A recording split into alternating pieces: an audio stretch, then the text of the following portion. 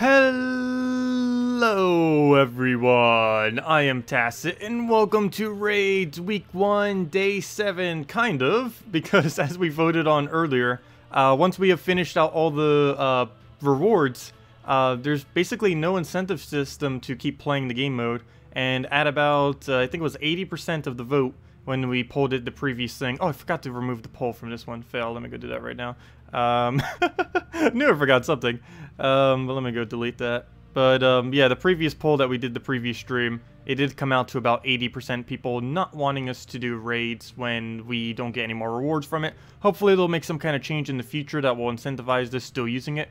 Do keep in mind, if you do still have rewards, these sigils do not carry over. So whatever you do not use, you do not get to keep. So yeah, be very careful with that. Whatever gets unused here, it's gonna just go to waste. Of course, if you're not trying for the leaderboard, there's very little need to use the last few sigils. Even if we used our last 8 right now, we would maybe double our score, let's say. Even if we did, that's not even the leaderboard yet. Most of the leaderboard are people who have bought the higher packs, and it isn't really going to be worth trying to compete with them, especially since all the really good rewards all the way towards the top. The best thing we could possibly get, even if we did go kind of just for normal competition, would be one single random orb and 75 gems, which wouldn't really pay for our investment, so we're not even trying.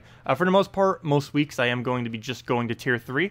Next week I will go to tier 4 though, I believe, like I did this week, just because it's the first week of invasions. But every week here forward, after next week's invasions, I will be going to tier 3 every single time, and won't really be going any further than that. Anyways guys, hello everyone, hello Blood Ninja, hello Simple, hello Adam, hello Questor, hello Rossimon, or wait, how do you say that? Hello Ross, hello Captain. That's one way around it. Hello Jeff, hello Alanso, hello Elite, Master Eric, hello Caleb, hello Trey, hello Jan, hello Mashi, welcome all, welcome, welcome. How's my day been? Day been pretty good. A little bit weirder scheduled than I was anticipating though. Said I was gonna get a haircut too, that's probably gonna be for tomorrow. I keep pushing back. I was supposed to get a haircut yesterday and I just like keep pushing it back and back.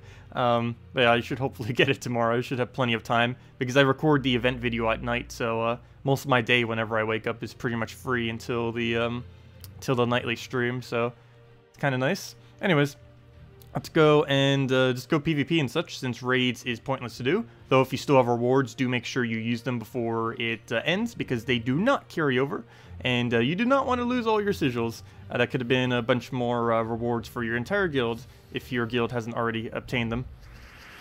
Yeah, as I've been mentioning a lot this week, this is my favorite team by a very large margin. Unfortunately, it does carry a mythic. I guess there is a way to replace out the Infernus.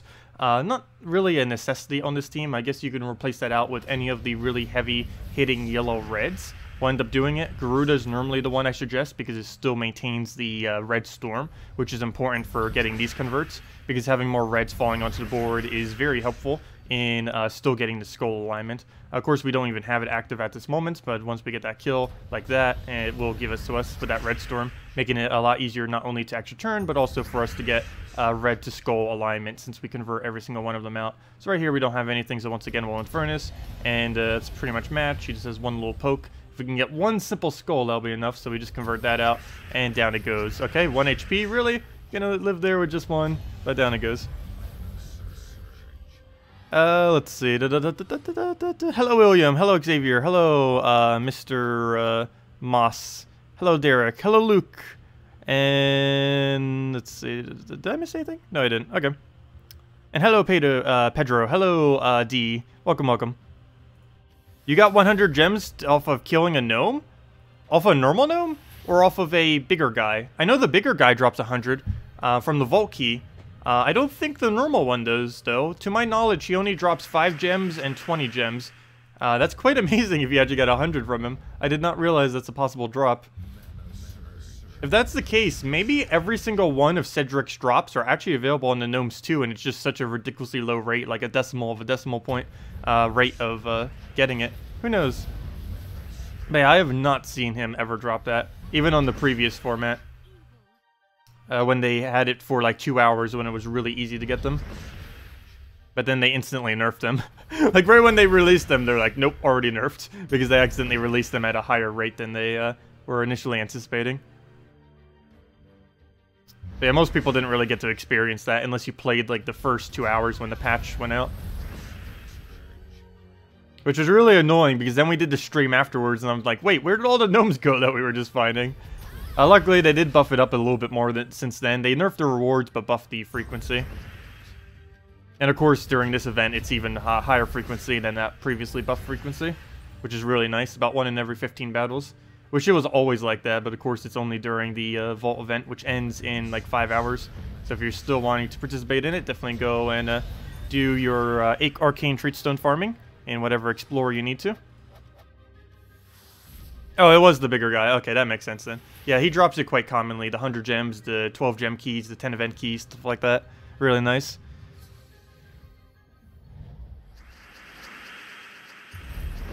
Oh, I see what you did there. Misnomer. Ha ha ha. Ha ha. Oh, gosh. The gnome puns. I'm surprised no one made a gnome pun thread on the forum. There probably was some hidden ones under some of the messages. Haven't been reading as much on the forum as of recently. Speaking of that, I didn't even check to see what the new trip is tomorrow. What am I doing? Well, I kind of already read it or saw it earlier, but still, let me go and check that real quick. Let's see, spirits. I love the new screens that they bring up for them. They look really cool. I'll need to go show it. I don't think I showed it last week when the thing came out. They did it for the new mythic. It looks like they're doing it for every new troop that comes out, though, which is pretty cool. Oh, wait, there's a new legend, too? Oh, no, that's a weapon. They're just going over the thingy. Okay, I'll go open those in a second when we go over them. Actually, let me go do that right now. Normally, I do it after whatever the thing is, but since we're doing raids, or since we're not doing raids, I should say, in a way, let me go over it right now. There's really no point in me not doing it immediately when the video starts then. Because normally I would do Guild Wars or whatever else we have, but yeah, we don't have anything to do at the moment, so other than just, you know, normal PvP and such, or farming gnomes. Yeah, let me go over those right now, might as well. Okay. Also, should I just be doing that in general? Do you guys think on every Sunday video I should go over what the Monday content's going to be at the beginning of the video? Like in the past, I always did Guild Wars first, and then I would go over it. But should it be the other way around? Alright, we'll go throw that down. And then we'll just get a poke. Okay, anyways, let me go over that stuff, because, again, we don't have the other content to go over, so might as well do it now. When setting defend team for Guild Wars, how do you decide what team to use when? Depends on what people tend to use on a given day, or what could be countered on a given day. For example, on a... well, it can vary quite a bit. Let's say for a brown day, most people are going to use either a Gorgotha and or Corvash. We know this because at this current moment in time, those are some of the best things you can be using on a brown day. So making sure that you don't have a really good troop that can be mana drained in the first 2 slots is normally pretty good. Other than that, you can go based on the counters of the enemy team. Like, for example, you don't want to use a 4 times or a 3 times gnome team on a brown or a yellow day, mainly because they are going to be carrying, or they could be using the, what's his name, the Gob Chomper, which is an empowered brown-yellow troop that can counter it on both those days and instantly win. Other than that, on days such as freezes, you're going to want to make sure that, let's say, a blue day, you don't use a freeze spam team, because blues have the most immune to freezes, so you wouldn't want to do that then. You just kind of have to know what people might be using, and then make sure not to use that on that specific day. For the most part, this doesn't matter too much. If you're using pretty generic, strong teams that can win against just about anything, it doesn't matter as much. Of course, if you're doing specific color teams and you want to do it for those days, like, for example, Spirit Fox, you normally want to use on yellow day. The full goblin, the full dwarf team, you normally want to use on red day if you're going that way, mainly because it has really good red counters on it, plus a lot of instant kills, and red lacks a lot of barriers. There's only 2 things that barriers under red, and both of them most people don't have. It's Stunbringer and Jotnar, Storm Shield fully traded. So yeah, most people don't really have those. But yeah, it really just comes down to kind of knowing what might be used and then just countering out that. And of course, you know every single day they're most likely going to be using pure color of whatever the day is. So just countering color-wise is normally one of the better ways. But anyways, let me go over the new stuff. Let me go just move it over to its own little thing. And let's just go summarize them real quick. And let's see. Where's the thingy? 1 second. I need to organize this. There it is. Found it. Okay. So bring that up and boom. There it is. Okay. So let's go over the new stuff. I actually didn't even really double check them yet myself, so we'll get to see it too. I read them earlier, but I didn't really really look at them. But anyways, this is the one that I believe is available through Glory. I'm almost 100% certain on that. Actually, I am 100% certain on that. It's the Spirit Main. He's Pride Lands, so it's a Pride Lands event next week. As far as event keys, do not throw event keys down. They are 100% pointless. There's nothing within Pride Lands that is worth going for, really. Maybe Behemoth, but he's you'd be much better off with Corvash in most situations. Only real benefit of Behemoth is he has the highest HP gain of any trait, and he has Impervious, and that combination can sometimes be good, but not really worth spending event keys for, so just ignore the event, or event keys part of the event. As far as what he does, he gives an ally 19 attack and 2 magic, and then he doubles that if it's a Rashka. There's another troop that has the same effect, I believe, for Elementals under Forest of Thorns, and maybe a few other ones out there. Any troop that ever gets his ability is 100% useless, do not bother with them. There are very, very few instances you would ever need to do that, and this is another instance where you won't really need to bother. It is a decent amount of attack for sure, of course. That could be like a 40 buff right there. Do keep in mind those numbers there will be even higher in late game as well, so maybe like a 50 buff or something. Plus he's probably going to have 10% or 20% next week too. It's probably going to be like all Pride Lands and all Rashkas to get 10% or something like that. Or maybe all Rashkas and all humans, but regardless, he's almost guaranteed having 10%. So, yeah, it could be about a 50 attack gain for the week for Rashka. Not really any instance you would really need to do that, and most Rashkas don't really need the magic that much, so pretty useless. As far as his traits, he does have Mana Shield and Fire Link. Those are 2 really nice traits, though I don't really foresee him being used in any kind of composition. Rashkas are pretty bad already, and he's not helping with that situation. Next up, we have this beast. He is for the, what's it called? The raids. He will be available for, I guess, what is that then, 100 gems. You would end up getting the first one in. So he does, deals damage to an enemy, and if they are lower, or I mean, if they, wait, what? If they are, oh yeah, if they are a tower. I can't read that because of how they have the background there, gosh. That's so hard to read. But they should make that blacker. Like, it like fades all the way to the left, but it fades so much that it counters the purpose that it even has, which makes it easier to read, but yeah. They should fix that. Anyways, it deals 3 to 5 damage to tower. Same thing as pretty much the thing from last week, except this guy does 3 brown explosions instead of the previous one, which did a barrier to himself. So that does mean he mana generates himself. Personally, I don't feel like this guy will even be needed to use. The main reason for this is Black Beast combos, I believe, are going to be stronger than this guy, so not really that worth going for him. As far as what he can do, he has Beast Shield, which is a little bit of Armored All Beast. Armored, which isn't that much, is a little bit of skull reduction. And he does have that trait that allows him to hit his skulls higher on towers. But once again, you can simply use a Black Beast, which can heal himself, as well as and end up getting even more attack than what this thing might eventually get. And lastly, there is some weapon. I believe this is the weapon you would end up getting through Invasion as well, through 250 gems, I want to say. I think it is. You can also craft it with any Soul Forge if you don't want to spend 250 gems to get up to this point. But this weapon deals 21 damage to an enemy, boosted by all your beasts. Boost ratio is not shown, so we don't know if it's good or not. If it was a 10 times boost ratio, that could be decent. If it's like a 5 times, probably not. Maybe for early game, but that's about it. Then create a mix of 4 green and 4 yellow gems for each of your beast allies. Oh, this is probably like the previous weapon. So I think it's a 4 times boost ratio. So if you have a full team of beasts, including your hero, that will end up being a... Math. 4 times 4 is 16. So it would be a 20 gem spawn.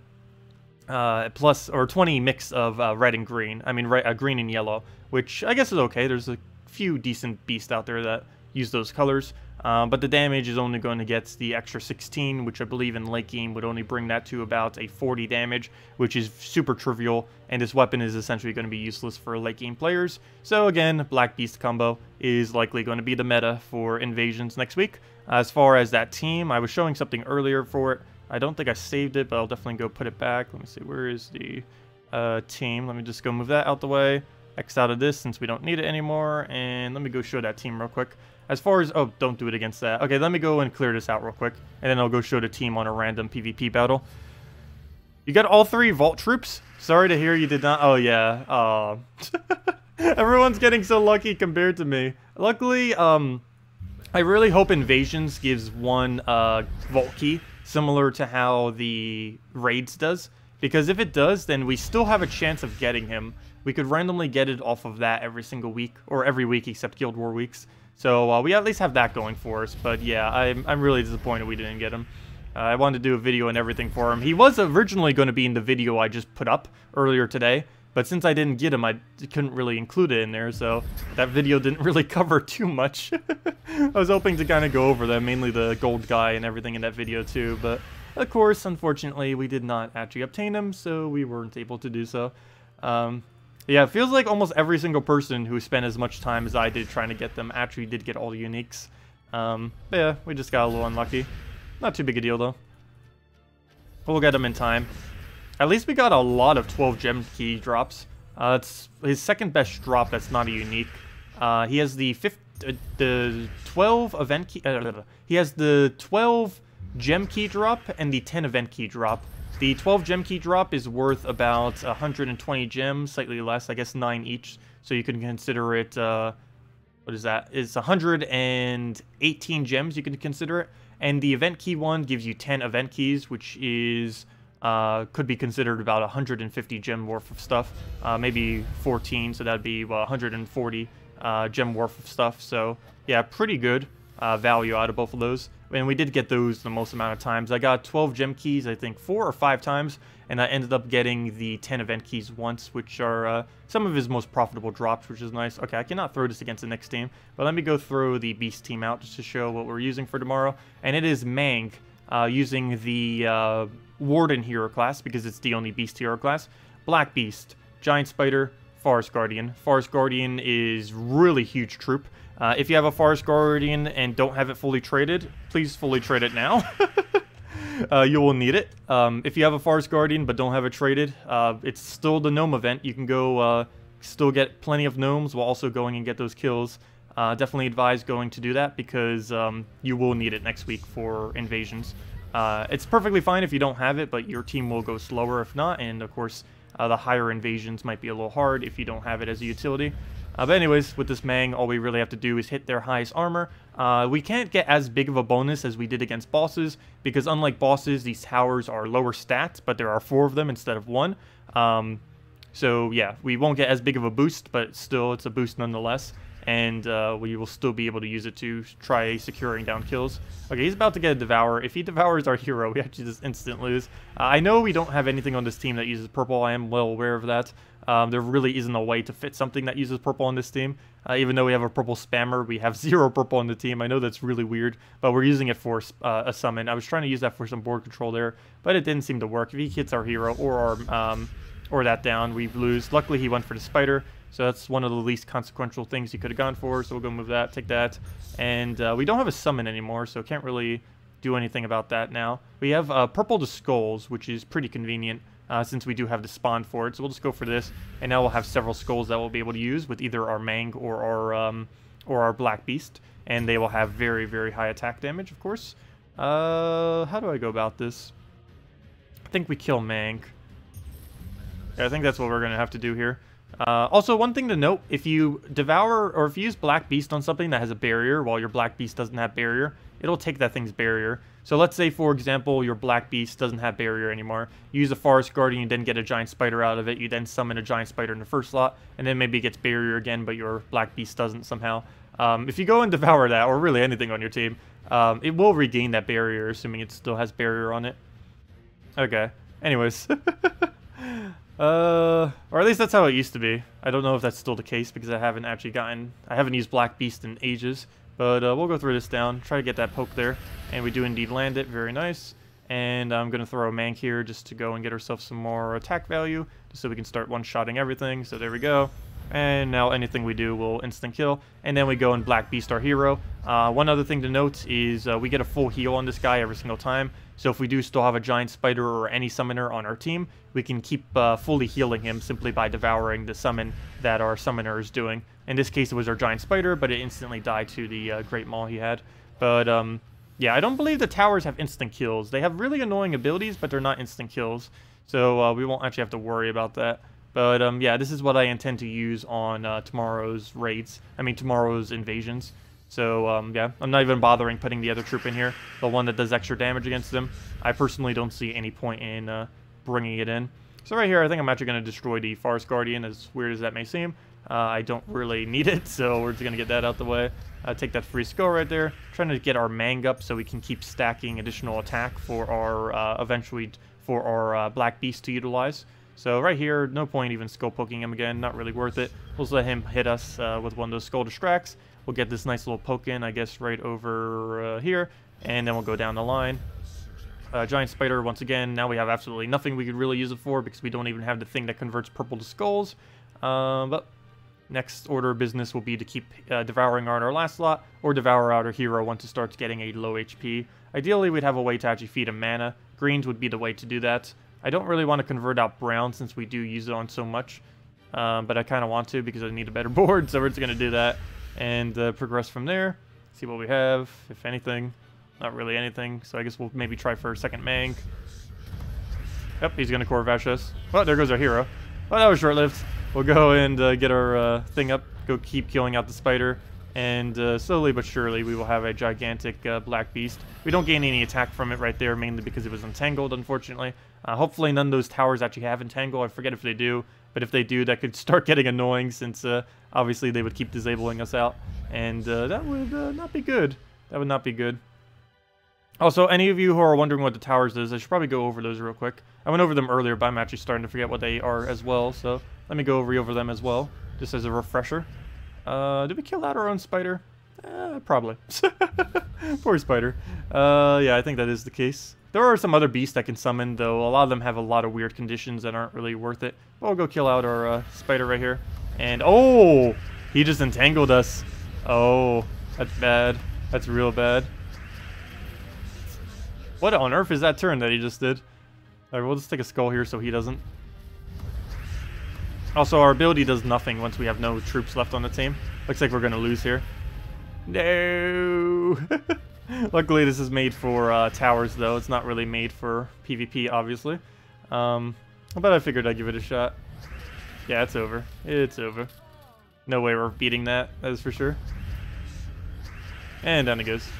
Yeah, let me go refresh on what the towers do. So let me go bring that up real quick. If I can go find where that page is. One moment. Gems of War database. DB. There it is. Troop table. And go under bosses because I believe they're under there. Okay, let's go over the towers real quick. Wait, do they actually count as boss? Wait, do they have a boss classification on them? That'd be kind of cool if they do. Because that means you could also use the boss troops on it. I don't believe that is the case, though. I believe they count as towers, not bosses, even though they're under the boss category on this website. But anyways, let me go and bring this up. Where's the thingy for it? 1 second. Is that it? I believe that is. Yes, it is, but it's not on the right window. Chrome. There it is. Oh, that's not the right one either. Oh, I see why it's not working. I see why it's not working. Okay, close out of that. Where is the close? I said close. Oh, I clicked. Oh, that's hilarious. I clicked the oh, that's funny. I clicked the X on the thing instead of the actual X all the way in the corner because it was showing a screen with like the normal page up there. Anyways, that was a fail. Let me go bring this up. Trying to just get it in its own little thing, and there we go. And now it comes up instantly. Perfect. And there it is. Okay. Anyways, let's go over these towers. So, towers, let me zoom in some just so the text is a bit bigger. And here we are. Let me make sure that's on screen. Yes, it is. Okay. So, towers. There are 6 different towers that can appear in invasions. They are all different colors. This one, as you can see, is blue-brown, and they all do something different. One noteworthy thing about each one of them is they all have invulnerability. This is immune to literally everything. You can't mana drain it. You can't instant kill it. You can't put any stats effect in on it. Nothing. It's immune to all those things, so yes. So basically pure cast damage or pure skull damage are the only 2 ways to go. Those are your only options, and given that it's beasts, you're most likely going to want to go pure skull damage because they do not have particularly decent cast damage.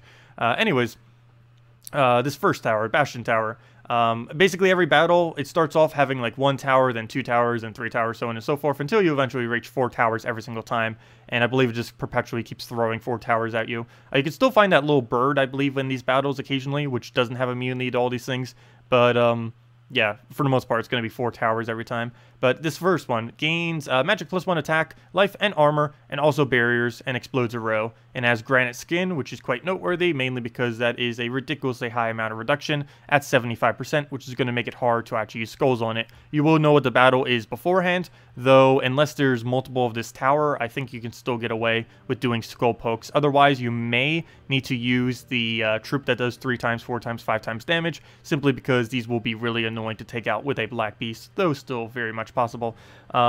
Anyways, next tower, blast tower, gains 8 life, armor, and also barrier. Also do keep in mind these numbers that you see here will be scaling up. These towers, similar to the raid bosses, do increase in levelage, I assume, as you keep going deeper into that. But it gains 8 life, armor, and also barrier, then deals magic +2 damage to all enemies, and then burns them all. So that's mainly just going to be a lot of AoE damage. And the Sharpenal ability here deals 1 damage to all enemies on 4 times and 5 times matches. So basically it is like a Kraken, except only 1 damage instead of 2 or 3. I actually forget how much Kraken does now off the top of my head. I think it's actually 3. So it's basically 1/3 of Kraken, which actually isn't too bad, but multiple could be on the opposing team. I believe it is possible to see multiple of the same tower, though we'll find out for sure when it actually occurs. But anyways, gain 8 life, armor, and barrier, and then deals magic +7 damage to an enemy, and half of that damage to adjacent enemies, and then stuns them. So pretty much like the previous one, except a little bit more focused on the damage. And as far as his trait, he has the gain 2 to a random skill in 4 and 5 times matches. That could be a little bit annoying too, could get a little beefy, particularly if it keeps hitting magic.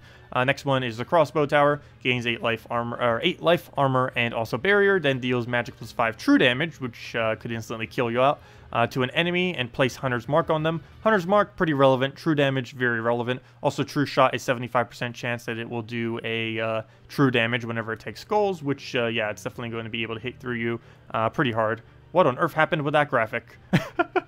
Whoa! Anyways, now to find the other towers. Somewhere's in all this mess they are. These are just mostly the dungeon ones and the Zugoff things. Anyways, Mage Tower. It gains 8 life, armor, and also barrier, and then deals magic +7 damage, randomly split to, or wait, damage. Oh, never mind. Deal magic +7 damage to an enemy, and then it just steals 3 magic. That one doesn't really seem too intimidating, though it does have Crystallize, so it will get its mana up pretty easily if it simply takes a purple. And it is into its own color, of course, so very easy to get it off simultaneously. It's not like a Christinex or a Glitter Claw where it's not part of its coloration. This one actually does have it as part of its colors. And there's the Storm Tower, which does a gain, again, all of them have this, I don't know why I say it every single time, but yeah, all the towers gain 8 armor, 8 life, armor, and barrier whenever they cast, and then deal magic +10 true damage, randomly split among enemies. There's the one that randomly splits, and of course this would be really annoying, particularly if it's with that Archer Tower, which also has true damage, and it has Energize, which gains 3 magic on yellow gem matches. That's a little relevant. The fact that split damage may make it a little bit less annoying, but still, if he keeps getting a lot of yellow, that could stack up to be a lot of damage over time. And that's all the towers. So yeah, that's basically what the towers do. And we'll just have to see how that pans out. And they do scale up over time and stuff like that, similar to the raids, to my understanding. But yeah, this is what we are to expect when Invasions comes out. Should be very similar. I believe raids is actually quite similar, pretty much, to what raids and invasions are pretty similar to each other, where you kind of just go through a bunch of these battles and just keeps getting harder and harder, except instead of having to fight one main boss, you have to fight a bunch of minier bosses, I guess you could say, which are the towers. But yeah, should be an interesting challenge. We'll see exactly how far we go. We'll be covering that video in pretty much as soon as it comes out, though of course it will take me a few hours to test things and get the video out and all that. But yeah, probably up till pretty much the whole night, and then go record that the second it comes out. And we'll see what we have in stores. Also, just preemptively, it's probably going to have the exact same shop meta, so pretty much only go to Pack 3 or Pack 4. Do not bother going any further, unless you're specifically trying for the leaderboard, and the leaderboard's probably just as horrible as it was on Raids Week, so probably not worth it. But yeah, do keep that in mind. I do personally advise getting at least to the 3rd tier, though, because that gives you the weapon without having to go out of your way to go craft it, and it will save you on diamonds and such, so I do advise going to tier 3, but anything further than that is basically at your own discretion. And tier 3, I believe, is 250 gems, so for some accounts that can be quite a bit, but I throw more than that on dungeons each week. I throw it every single day, so I throw 350, gems normally each week at dungeons. Speaking about dungeons, I should probably go do that. Yes, it does have granite skin. All of them have unique traits that other legends have in mythics. So yes, he does have 75% reduction. That's supposed to be a completely unique trait, but no, that thing has it as well. There's no way to actually have player-owned towers, though. Whereas you can have a player-owned Zugoff, there's no way currently to have a player-owned tower. It's just not possible. So that would be kind of cool. Actually, the towers don't even seem that overpowered if they were a natural troop. Hey, Cedric Sparklesack! So let's just go take our defend rewards here. And what was I about to go do? I need to go do dungeons. Let me go do that before I forget. I was just talking about them, where I always buy the 50 gem thingy.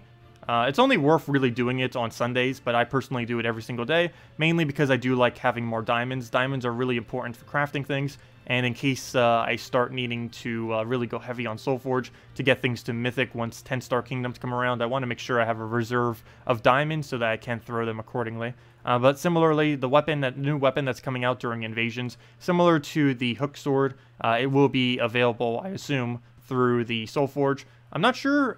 One other note on this.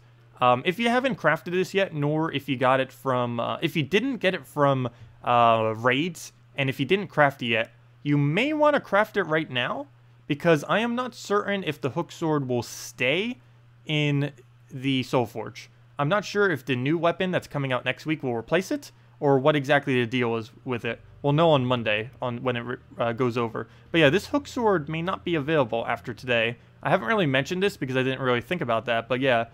If you haven't gotten it already, of course, if you spent the first 3 tiers in the thing, you already got it. But yeah, you might want to craft it, just in case, if you're like someone who likes to collect everything, because I'm not fully certain it will be staying in Soulforge. It might be replaced with a new weapon coming out next week, or they'll both be available, in which case that'll be good. But yeah, until we actually know after tomorrow, I would go and craft it right now. You might not have to do it for the next one, but definitely just do it preemptively now if you are a collector and haven't gotten it already. Anyways.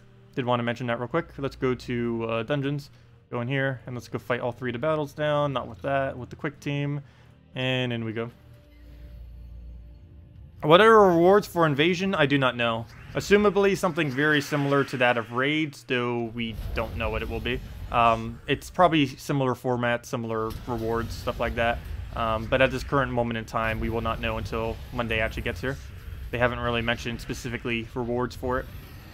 Other than the fact that I can almost guarantee orbs, power orbs, will be related with it. Power orbs is on both of the 2 new contents, the raids as well as the invasions. I believe it might be on Bounty Hunter too. I'm not quite sure exactly what the deal is with Bounty Hunter. That's not this Friday, but the following Friday we'll get to see that for the first time. And I'll of course do a video on it. Though unlike the dungeon video, I'll probably be covering it on Friday instead of like I did this time where I covered it on Sunday. Mainly because we were spending most of our time actually farming them. And I wanted to get data for it. Whereas I don't believe we actually need to get data for Bounty Hunter. I believe it's just like some kind of game mode that you play and then you just get rewards from it for playing it. That's another one I'm not fully certain on. But yeah, after that comes in, it feels really weird that we're still getting like new content from the most recent patch. But yeah, not until 11 days and 6 hours from now will we see the final thing that was even added in this patch. Which seems kind of weird because they added like all this stuff and we haven't even gotten to see it yet. Of course, invasions will be seen for the first time tomorrow. Bounty Hunter will be seen for the first time in 11 days, 6 hours. Yeah, it's kind of interesting. And that's also a Guild War week, by the way, when that's coming in, the Bounty Hunter. It's Friday to Monday on the next Guild War week. Anyways, back to dungeons. And in we go.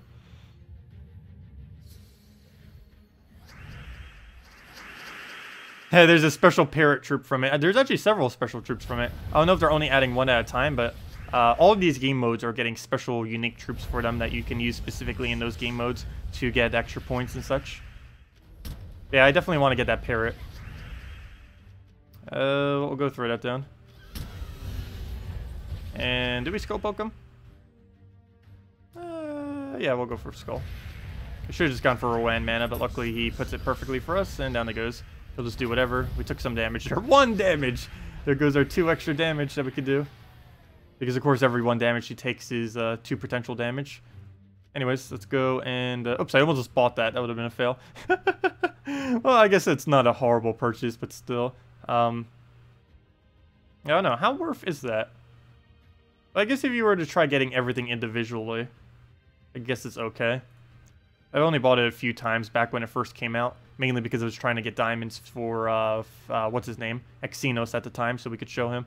But anyways, there we go. One Celestial, 500 souls, 80 diamonds, 2 gem keys, and 400 swords for only 50 gems. Always good to at least get that one. And what does that bring our totals to these days? Let me go convert them all over.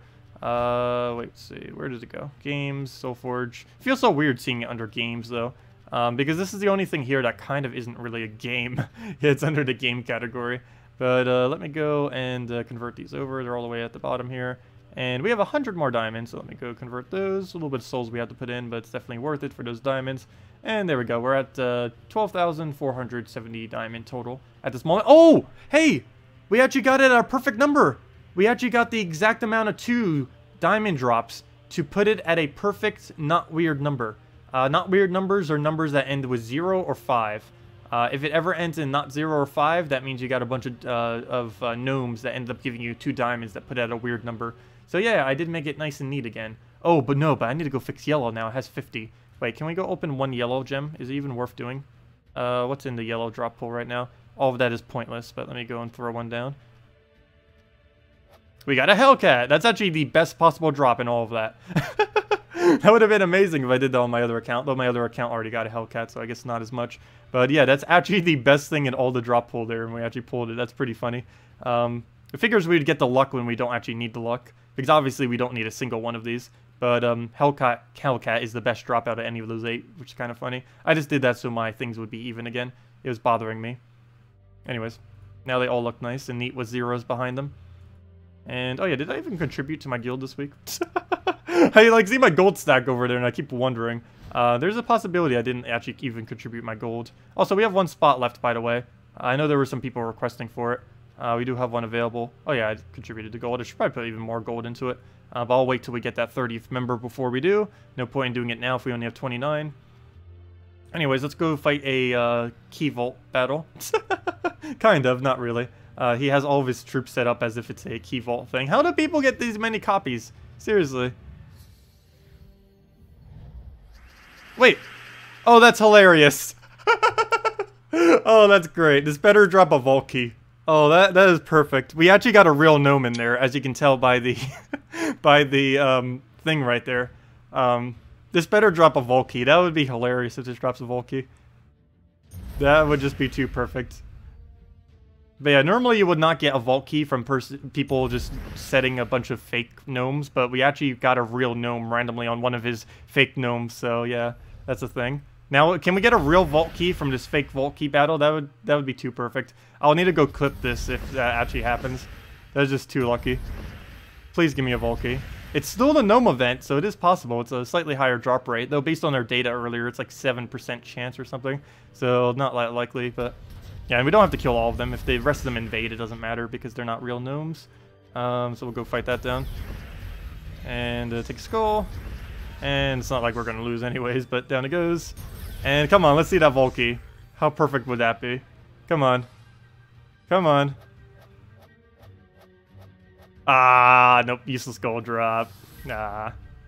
It was worth a shot. Yeah, that would have been way too perfect if that was a vault key. Because that's what a vault key battle actually is. 2 gnomes, that other gnome, and the normal gnome again. People use it to troll people. There are some people that have that. There's probably a few dozen people that have all those troops. And they set it on defend just to mess around. But joke's on you, we actually found a gnome in that, so ha. Unfortunately, it didn't have a vault key though. Okay, what do we need here? Let's just go and just take the skull. Actually, let me take a red. That will give me all of my manas I need. Perfect mercy right there. Into another cast. And now we can just start going crazy. Take whatever else we need. Don't believe we have any drops. Move that over. Get the thing in right there. And what else do we even need here? I guess we can get some kind of convert. Maybe off this yellow on blue. So we'll go for that for the magic buff. If we can even get it. Looks like a no. Anything else to move around? Doesn't look like we have alignment, so I'm not going to bother. Throw the Infernus down. And that's pretty much matched. We'll just plow through with this. Actually, let me throw that down again. And, oh, that baby dragon thing. And there it goes. Yeah, I do have to say, I haven't been using Dragon Soul much, but I do really love the change they made to it. I was expecting them to like completely make him useless, but they technically buffed him in the most recent patch. I was expecting him to just be like completely nerfed into the ground, but no. They pretty much buffed him. They made him less annoying, and they essentially made him better. So that's kind of cool. And that was actually the first really proposed change to make to him, too. The proposed change was to make it so he only revives once. Like, way back then, when he was originally trying to get a different trait, which they eventually just did a 25% revive as a placeholder for a while. But the first thing that was kind of proposed was basically make it so there's a 25% or 50% chance that he would instantly revive as a Dragon Soul with full mana, and he would only do that once. But no, that didn't really come in because there was no way to make sure that he wouldn't have just like keep doing that over and over again. So they just went with a simple 25% and kind of did it that way. But yeah, it would, of course would have been even more overpowered the other way. But it was mainly because he had such a useless trait back then. His first ever trait was he would have a 100% chance to revive, but he would replace out one of your team members. But the problem with this was when he replaced out one of your team members, he gained 0 of the mana when he does so. So basically what was proposed as well was him just replacing it but gaining all the mana too, or simply just empowered. But they just ended up going for just a simple 25% revive, and then they eventually did it into what it is now. But yeah, it's a kind of nice middle ground, I guess, of what it originally was. But yeah, it's definitely a concept I absolutely love. Something coming in and reviving with full mana is pretty cool. Haven't seen why you changed your Explore team in any of your videos. Why did you change it from 2x firebombs? I was mainly just messing around with that just to kind of see how it would work. I've had many people suggesting that in the past, and I just kind of wanted to give it some testing for a long duration of time. As for the most part, I do prefer my double firebomb team, to be honest, so yeah, I'm pretty much sticking with the double firebomb team, and we're just doing it that way. You might see me sometimes use it with 3 when there's a special event, like use X troop and explore and gain X resource. Those kind of times I might be using I might not be using double firebomb, but no, I honestly do believe the double firebomb is better than using the quick sunbird. The biggest issue with quick sunbird is it doesn't have quick cleanup. It gets a really nice first cast, but everything beyond that first cast is really bad when it doesn't go your way. Whereas with the sunbird, Rowan, double firebomb, regardless of what happens, you're pretty much good to go. It might be a little bit slower on average for the normal battle, but it has a better consistent speed, which is nice. Anyways, we got that poke in there. At this point, it doesn't even really matter what we do. Let's go for a Mercy, I guess, and that'll be a match. We have like a billion different ways to kill him out, so actually let's do it this way. And down it goes. Oh, we almost got that 7 times. Cascade, gotta get that free map in there. Gotta keep accumulating those maps. 25% for the player, 50% for the AI. No, I don't think it's been that bad lately. Also, you can stun it to make it 0% too, so... Oh wow, another gnome. But it is still Gnome Week after all. So, actually I shouldn't be too surprised. It's not like it's ended yet. That also reminds me, speaking of it ending yet, I do need to go and grind out the last of PvP, like I am right now. I still have several more battles to do. I'm not quite used to that change yet, where they increase the amount of battles you need to do. Normally, I would have done that many battles by now, but since we were spending so much time in Explore this week due to the Gnome event, I haven't really gotten around to doing it as much. But yeah, let me go hopefully get a convert here. Very nice, get that brown. He's all the way in back slot, which is the hardest slot for us to actually kill with this team that we're currently using. Well, it does look like he's going to go down. Anything else we can do to guarantee that? Yes, we can throw that down again. And can we get one more poke in there somehow? I don't want to throw an Infernus yet, because it could give him a 5 times red. We don't have Mercy or anything, though. Nor will this convert into anything. Okay, I guess I'll have to throw this down and just hope we doesn't get lucky. Okay, good. We didn't give him anything. Or kind of. But there we go. Now all we need is one last poke. And that we don't have either. I guess I can convert this over. Yeah, we have an extra turn right there. Perfect. And down it goes. Let's see that Volkey. Not as amazing than if it would have been on the previous battle, but I'd still take it gladly. Oh, we even got a treasure map in there. Ah, 500 souls. Why? Why give us this junk? Also, I'm not bothering to record them at this point. We kind of already got most of the data we needed, so I'm not going to keep doing it. I could do it for all the other gnomes too, like on normal weeks. But the biggest issue with that is there'd be a completely different drop table because they don't drop the keys as often. I'm actually really curious what that is, though. I haven't really had enough gnomes to really test it. All the gnomes we've gotten that weren't on the event and not in vault keys, I've only currently accumulated about 35 of them, I believe. 35 to 40 is the amount of gnomes I've gained not during this event. So, yeah, and we got like 1 vault key from all of those. So not that many, for sure. Of course, we got like 9 of them or so during this current event. Oh, go throw that down. Get an furnace in there, move that over. If anyone has any questions or questions I may have missed or anything else, let me know. Did I miss anything else? I don't believe I did. Also, hello, Medieval. Welcome. Welcome. Been grinding 16 hours for trying to get the, make it to reset. Another 6 hours of grind to go. Oh, nice. You're trying to go all 19 hours? Wow. Yeah, I probably could do that if I tried doing it all off stream. Because you could be doing, like, watching videos on the side and kind of just chilling and stuff like that.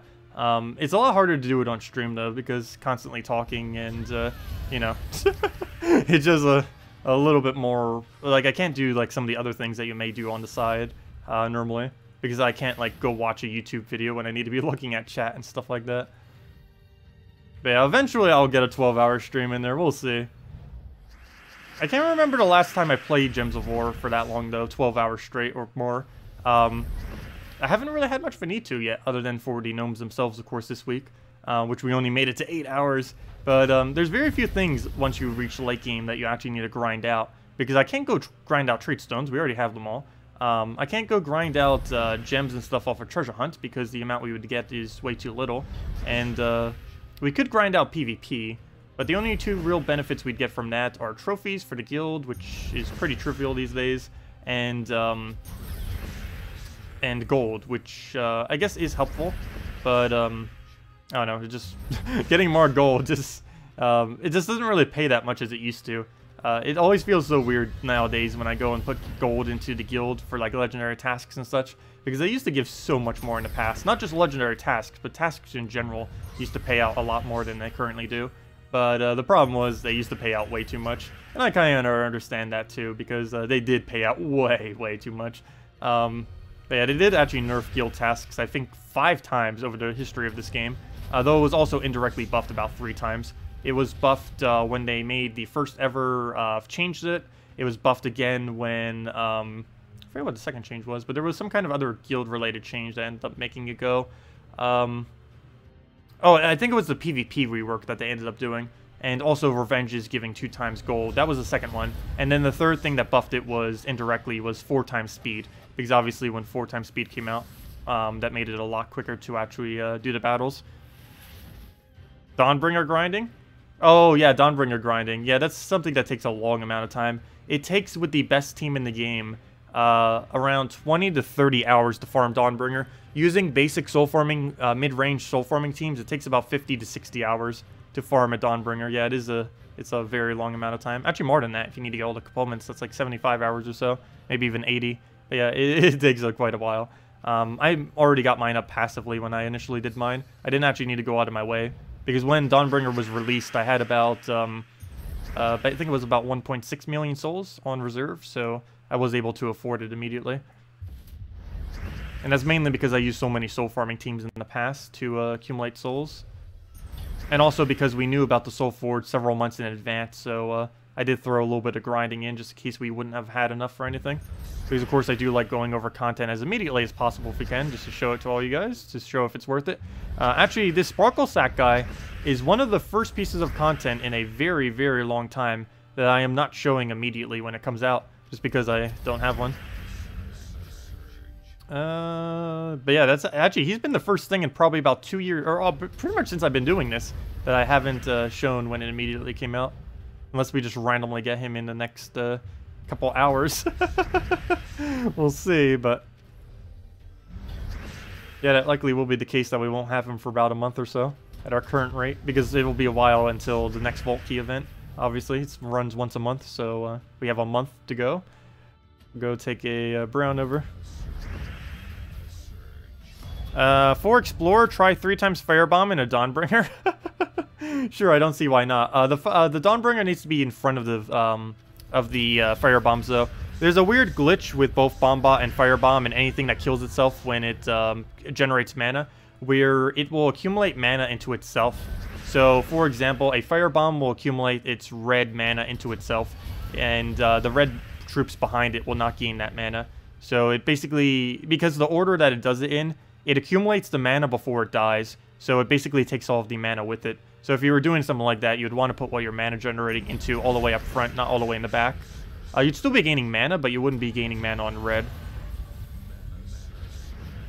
Okay, we'll go and throw that down. And take it out with that. But yeah, we'll go try it real quick.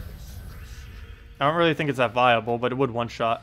It doesn't really matter if a Explorer team can one-shot, though, while it is helpful. What's also pretty important about it is if it can get a quick second cast in case things go bad. But then again, with the fire bombs, that might be able to clean up enough that it wouldn't matter. Yeah, we'll go give it a shot. I'm also using an incorrect hero class right now, but that's not too big a deal. I can't really change it because in a few hours we'll be needing the current class we have set. So let me go with the Dawnbringer and triple firebomb and put all that in. Actually, let me keep that there. Let me go replace out the Explorer, I guess. And we pretty much already have them all in there. Throw the firebomb, and there we go. Where is it? Okay, let's go give it a shot. Banner, I need to change that. We don't use purple, so that banner is kind of pointless. Let's go throw it into, I guess, a double red. Actually, what's this? Minus. Oh yeah, we could do that one. Let's go with this and see what we can do here. It's gonna take us several turns to really get it up, though. But it will one-shot it once it does. Oops, just could have taken that. Starting with half mana would, of course, be quite useful, too. And in this match. Yeah, it would one-shot every time you get a Dawnbringer. And then you could hopefully clean up with a Firebomb on whatever re-revives.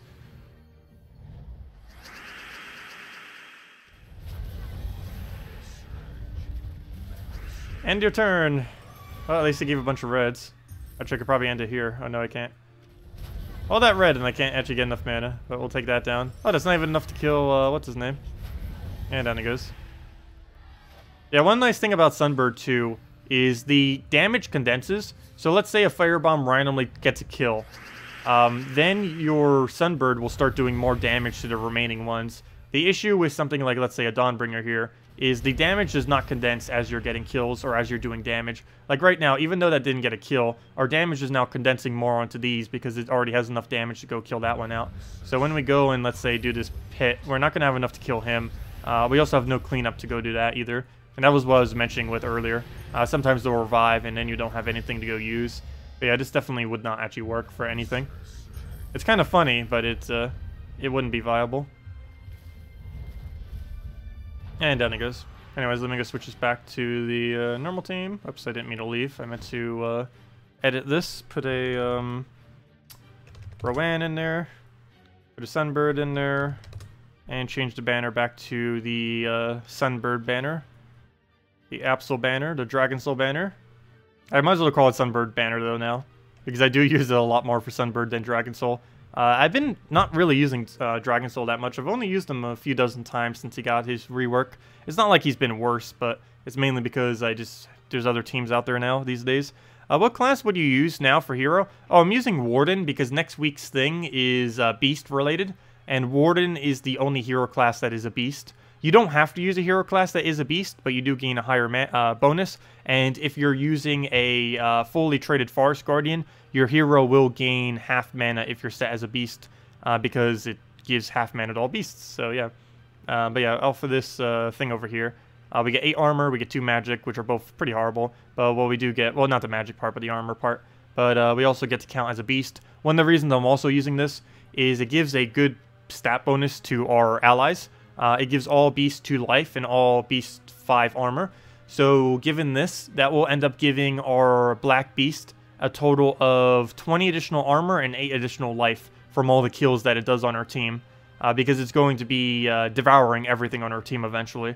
And in doing so, it will gain all those extra stats. So even though this normally isn't really that bad, it will be a little bit of a nice bonus for him. Warden is still really, really ridiculously weak. but it will be viable for invasions next week. So, yeah, and if you don't have it fully traded, would advise doing so if you have fully traded Forest Guardian already. You could always use a different class that you already have traded, though, but if there was any time to go and finally trade it, it would be now, and definitely, literally right now, because we only have a few more hours of the Gnome event left before it is gone. You can still obviously trade Stone Farm when it's not the Gnome event, but you won't be seeing anywhere near as many Gnomes as you currently do. Speaking of that, this event thing was extended, so we have to do a lot more kills. We still need to go get 140 more PvP kills, so I guess we're making it our goal right now. We are not ending this stream until we get those 120 gems, so let's continue in PvP and keep plowing things down with this team, because like I said, we are not ending the stream now until we get that. They did extend those out. Normally we'd already be there by now, but I spent so much time doing Explore instead of PvP this week due to gnomes that I haven't actually gotten it done, so let's go do that right now. But yeah, for any of you that don't know, for when I mentioned it several times earlier, they did do a change in version 3.3 where the rewards were buffed about 25 to 50% that you get from doing whatever the event objective is, but the amount of gems you'll have to get are also a lot higher. So basically, higher amount of play that you need to do, but also higher amount of rewards. They're mainly just doing this for the ones that people are already doing. So for example, a lot of people were already pretty much hitting this many PvP battles for the most part. But it will slightly hurt newer players and people that don't play as much, mainly those people that don't play as much, mainly because you might actually technically get slightly less for doing the same amount of playing.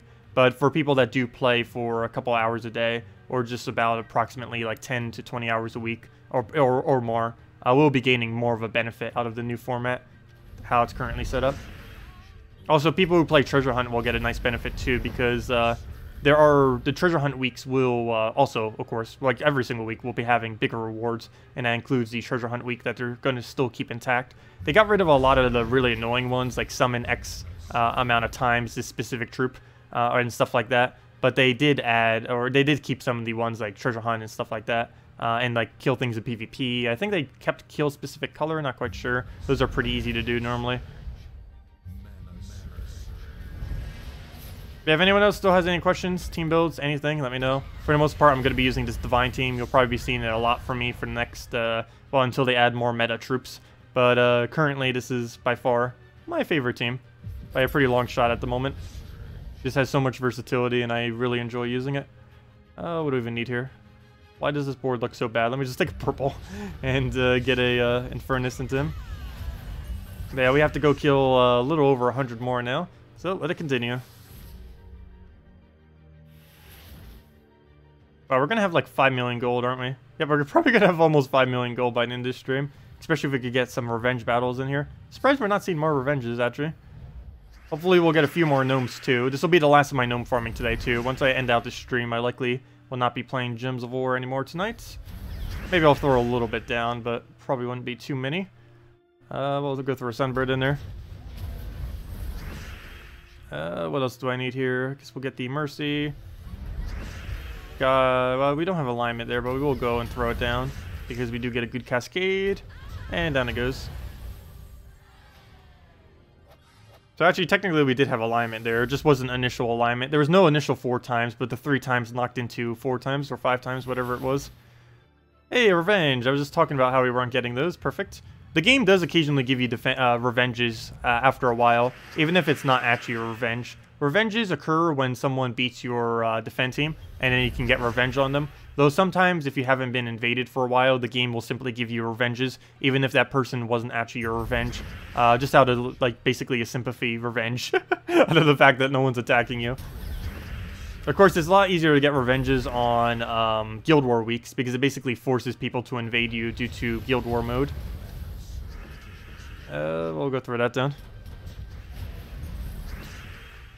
Let's see. For towers, did I look at Sunbird, Beast, Giant Spider, and Forest Guardian? I did consider putting a Sunbird in my front line. The biggest issue with that is once towers can start one-shotting your Sunbird, it wouldn't be viable anymore. Whereas it still would be viable to do your Hero, because Hero, I believe, has a very high durability now due to the change that they made where all the traits are now active, all the perk things. But yeah, you can just keep using a Sunbird as a frontline tank and keep summoning it over and over and over again. Unfortunately, you can't go and devour it, but you can use it.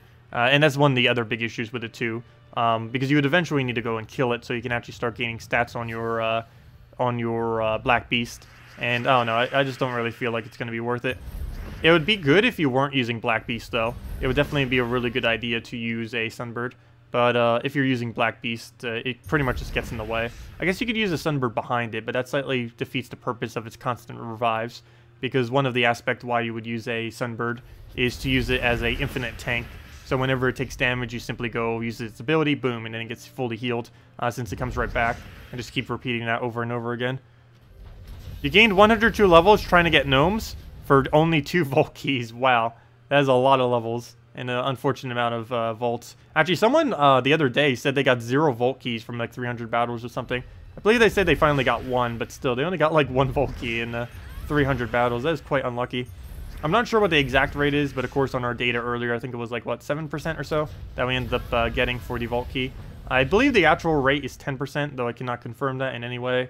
And of course on a not week, it's probably something like 5% or something, or 4%. Or maybe even lower, who knows.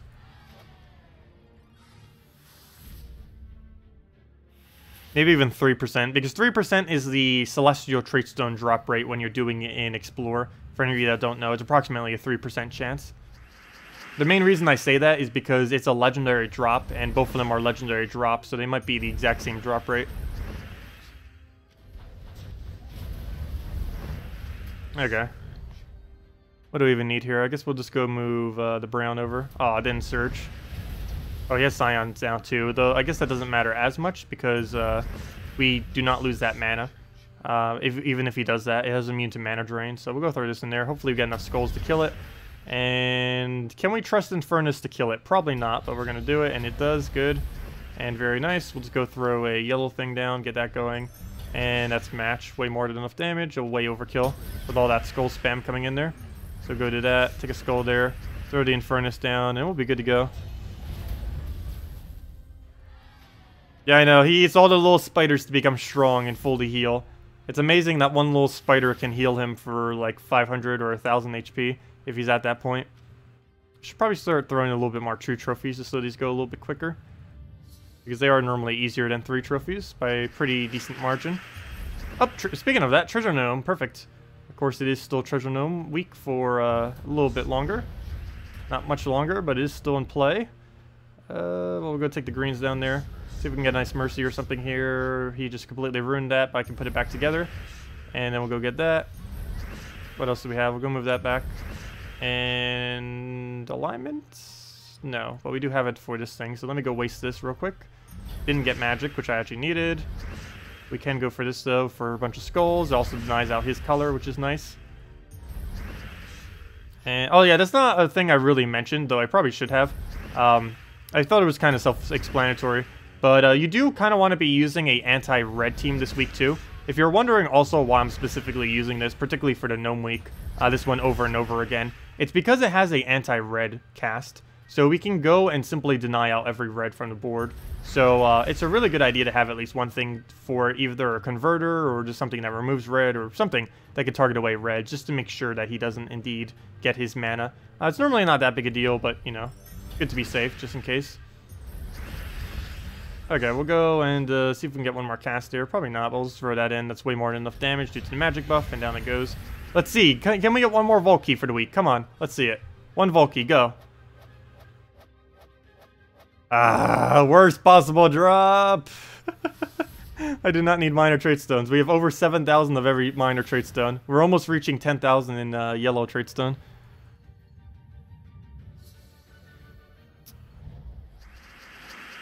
You only got 2 Vault Keys in 3 days? Ouch. Yeah, it happens.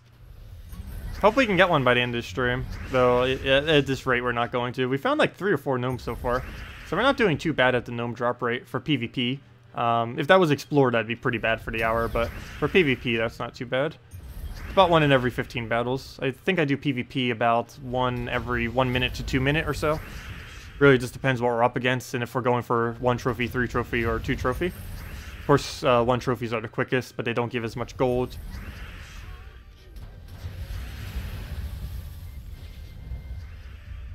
Alright, we'll throw that down on green. Oh, I could just done Divine Isabella. I have no clue why I didn't just cast that there. Actually, probably would have been match as well. And there we go. It dies to burn. And down it goes. Yeah, we need a repeat button for PvP. Oh, you know what? Maybe I will do this one. The reason I'm going for this battle is he's doing it deliberately so we get 8 kills. So let me go do it and get 8 quick kills. So we're going to move that. Throw that in. Get our explosion. Get our convert somewhere in here if we can. Looks like on green's not a good one, but I'll go for it.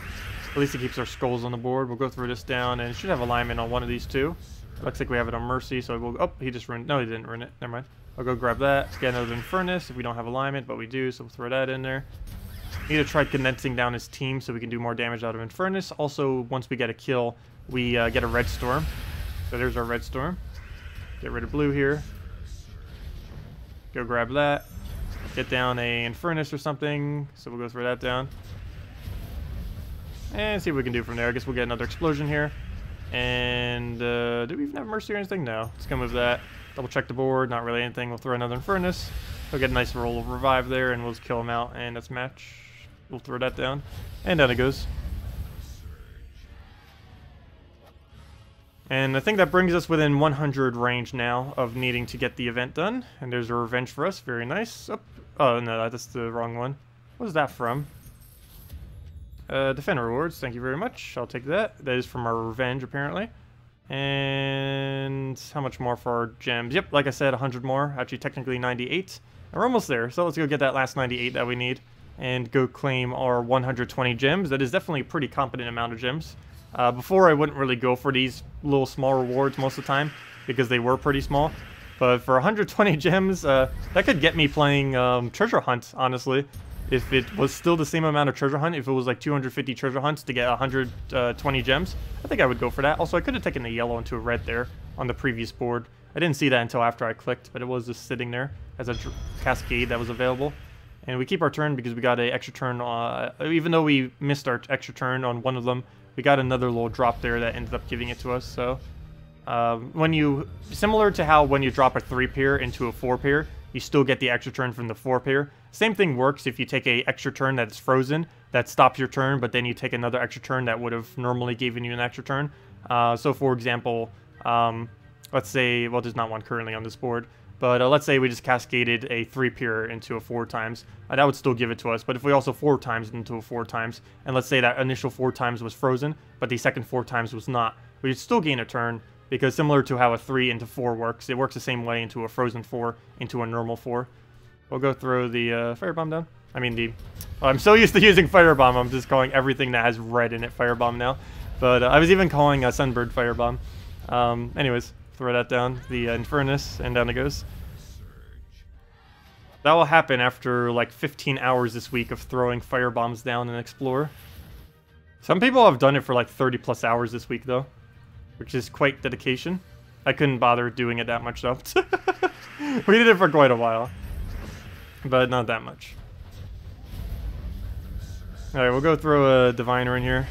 See if we even have alignment anywhere. I guess on red. Not really the color I'd want to get rid of, but it's better than green, I guess, because now we can still cast this and still get a lot of value. Throw the Infernus, get a new board, and one more cast will pretty much do it if we can actually get a good board for it. And nope, not a good board. I guess we go for, you know what, let me just hope we get a 1 in 3 chance. Okay, I didn't get it, but that's all we need to kill, so let's just throw this poke at him, and down it goes. You started your grind today at 7 AM, and you were at level 640. You're now level 761, nice, and made just over 1 mil gold and 9 Volt keys. Wow, very nice. Had over 70 gnomes, lost count after 40. Very, very nice. Yeah, it is possible in the current state of the game, if you have a 100% EXP bonus from Guild Wars, I believe you can gain anywhere from 150 to 250 levels in a day if you were to solely do EXP farming methods. That is so much quicker than what it used to be. Way back in the day, you'd be lucky if you could get like 50 levels in a day. Actually, at one point when this game first started, the max level was only 100.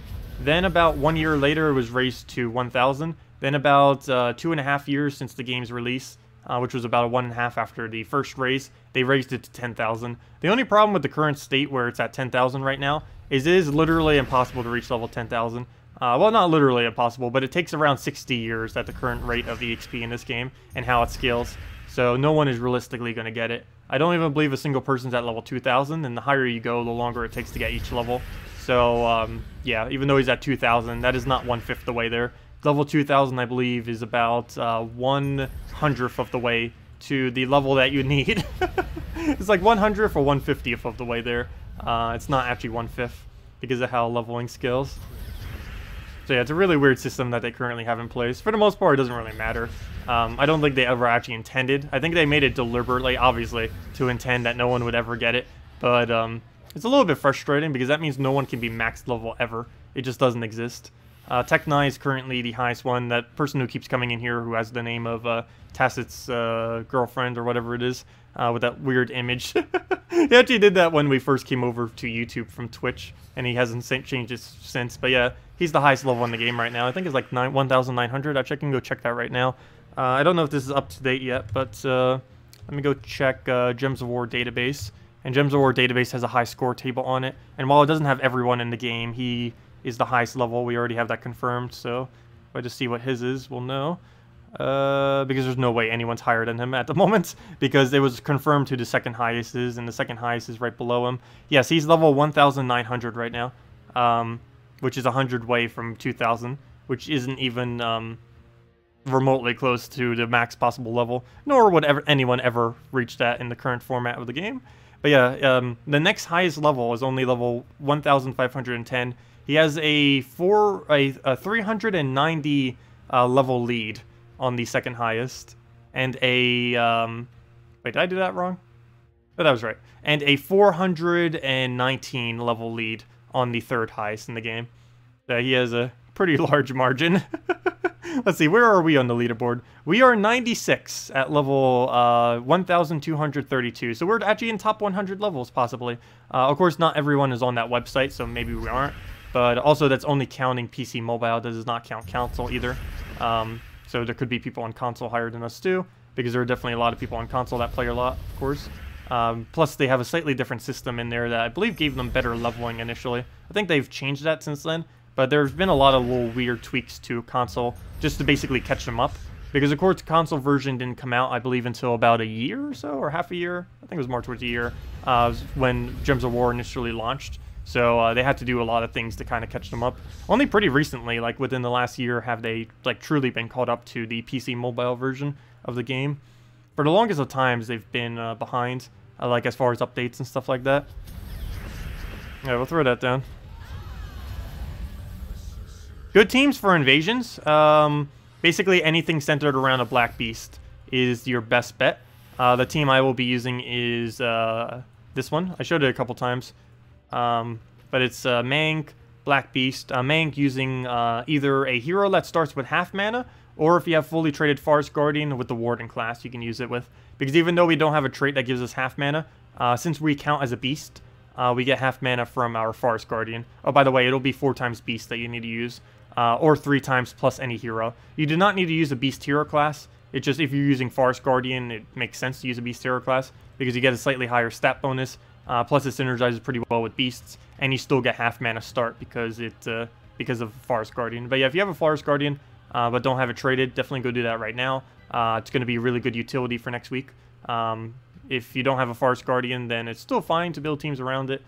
You'd probably have to go something like a Sunbird Giant Spider or something else, kind of just to generate your mana.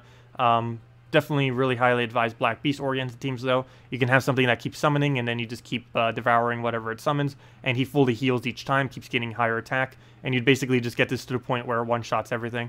And of course, similar to that of how Guild Wars used to be, well now not anymore, but similar to Rage, I guess I should say. It doesn't matter how quickly you win or how well you win, it just matters that you win. So Black Beast is normally not used because it's so ridiculously slow and takes a lot of setup. But in this game mode, it doesn't matter how long it takes, it just matters if you win. So it doesn't matter if you use a Black Beast, it could take him like 5 minutes, 10 minutes to win a battle. As long as you actually win that battle, that is the main thing that matters. And that's why we're using Black Beast. So basically every team is pretty much going to be running a Black Beast in one way or another. It really just depends how you want to build a Black Beast team, is what it really comes down to as far as next week. I might not even be using the triple quad damage troop thing next week, the one that's supposed to be used in invasions. I may need to if there's a tower that has 75% skull reduction, but if that tower isn't there, I'm pretty sure we could get away with a standard Black Beast and just plow them down with skulls. I don't think it's going to be too big of an issue. Anyways, let's go and... what do we even need here? Why is this board so bad? I guess we'll try for purple to blue. Okay, we got purple to yellow. That was not what I was expecting, but it works. We'll take it. Tell you about when from lower tier to middle tier, just over a week.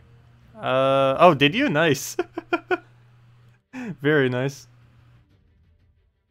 I still haven't done the video yet on like the little tiers that are within this game. I count it like every single person has like a different categorization for it, but I wanted to do a video on that, kind of go over the progression of the game. At this point, I might just wait till Bounty Hunter comes out, just so I see what every single new game mode is, and then we'll probably get that out. But, yeah, I do still want to do a video kind of going over the full progression of the game, from all the way from when you're first starting off as a completely new player that knows absolutely nothing, all the way to what you should be doing all the way at, like, max. The kind of content you should be doing, because what you focus on at every single range, like what I'm specifically normally doing on stream, is not what you should actually be doing as a newer player. Like, newer player stuff is spam treasure maps constantly, trying to find as many treasure maps as you can, trying to get as much gold as you can too, just from trying to get up your kingdoms. That's where a good majority of your gold is being invested to. Trying to get souls so you can actually get troops traded. You're never going to really see me doing soul farming, unless I specifically need to for something in Soulforge. But as far as early game content, you have a lot of leveling that you initially need to do. I know my other account, and that's something I struggle with too. Not really struggle, but just because I don't play enough Arena. Again, Arena is also another thing. You play a lot as a newer player, because it's the best way to gain souls, because it's pretty consistent. You can get as a brand new player, you can get around 5,000 to 10,000 souls per hour. Arena can reach maximum rates of about 30,000 souls per hour, though you need to be, you need like Dawnbringer and stuff with it, but realistically, you can get about 15,000 as a newer player once you start getting something like the War and Peace weapon, which isn't too hard to get, and just running teams that are oriented around that. Also, repicking in Arena, once you get the gold, once you kind of like the kingdom's upgraded and you have the gold to invest in it, is actually pretty good for gold soul farming early on, because you might not be able to use any other soul farming team and, prior to that. So being able to use, being able to spam repick Arena can be helpful, because of course not every draft is going to be good, and you normally want to repick any draft that's going to be too slow, because it's more time efficient to repick a couple times than it is to play out a bad draft. Yeah, it's a video I've been meaning to do for ages, and the main reason I've been kind of delaying it is I want to do it justice when I do it. I also want to make sure it stays relevant for as long as possible when I do it. So those are my main two concerns with it. It's probably going to take me a couple days once I do start, or eventually getting to the point where I will do it, because there's a lot of overlays and information I'll be wanting to include in it, of course. I'll be covering it for basically every category too, like when you first start off, once you're kind of starting to get some things. Basically, the 5 categories I'm likely doing it in is when you first start off, early game, mid game, late game, and super late game, which is, of course, where we're at right now. But there is a difference between late game and super late game. Not by much, but particularly once 10-star kingdoms come out, there's going to be a pretty stark difference. At this current moment in time, there isn't really much of a difference.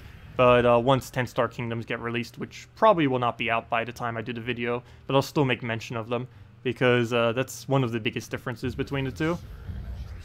I normally consider it based on the power levels of kingdoms, as far as where the categories are. Early game, once you start getting into early game, or basically you get out of being a new player. How I normally categorize it is you stop being a newer player once you have every kingdom. You get out of early game into mid game once you have every kingdom at level 10. You then reach a late game once you have every single kingdom at 5 stars. And then you start reaching super late game when you basically have every single thing in the game, or working towards trying to get to that point. But yeah. And of course, what would actually be super late game would be 10-star alt kingdoms when that actually exists. What do we even need here? We'll go and throw that down. And move that over. Get that. And go throw the Infernus down. Also, I believe we only need about 80 or so more kills, but I do want to get that for that 120 gems. Go move that. Get up a Skull Poke. And, oh, oops. We're kind of entangled. Not really going to Skull Poke. Oops, why did I not Mercy? I even said I'm entangled, and I just go and do that. Fail. Anyways, you can tell it's getting late when I start making moves like that. Gosh. What do we need here? We'll go for a Mercy there. Infernus. And down it goes.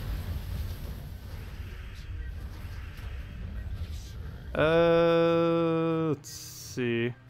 Yeah, it is definitely pretty... once you have the knowledge of how to play this game, it is pretty easy to play the entire game fully free-to-play and progress through it and get everything that you need.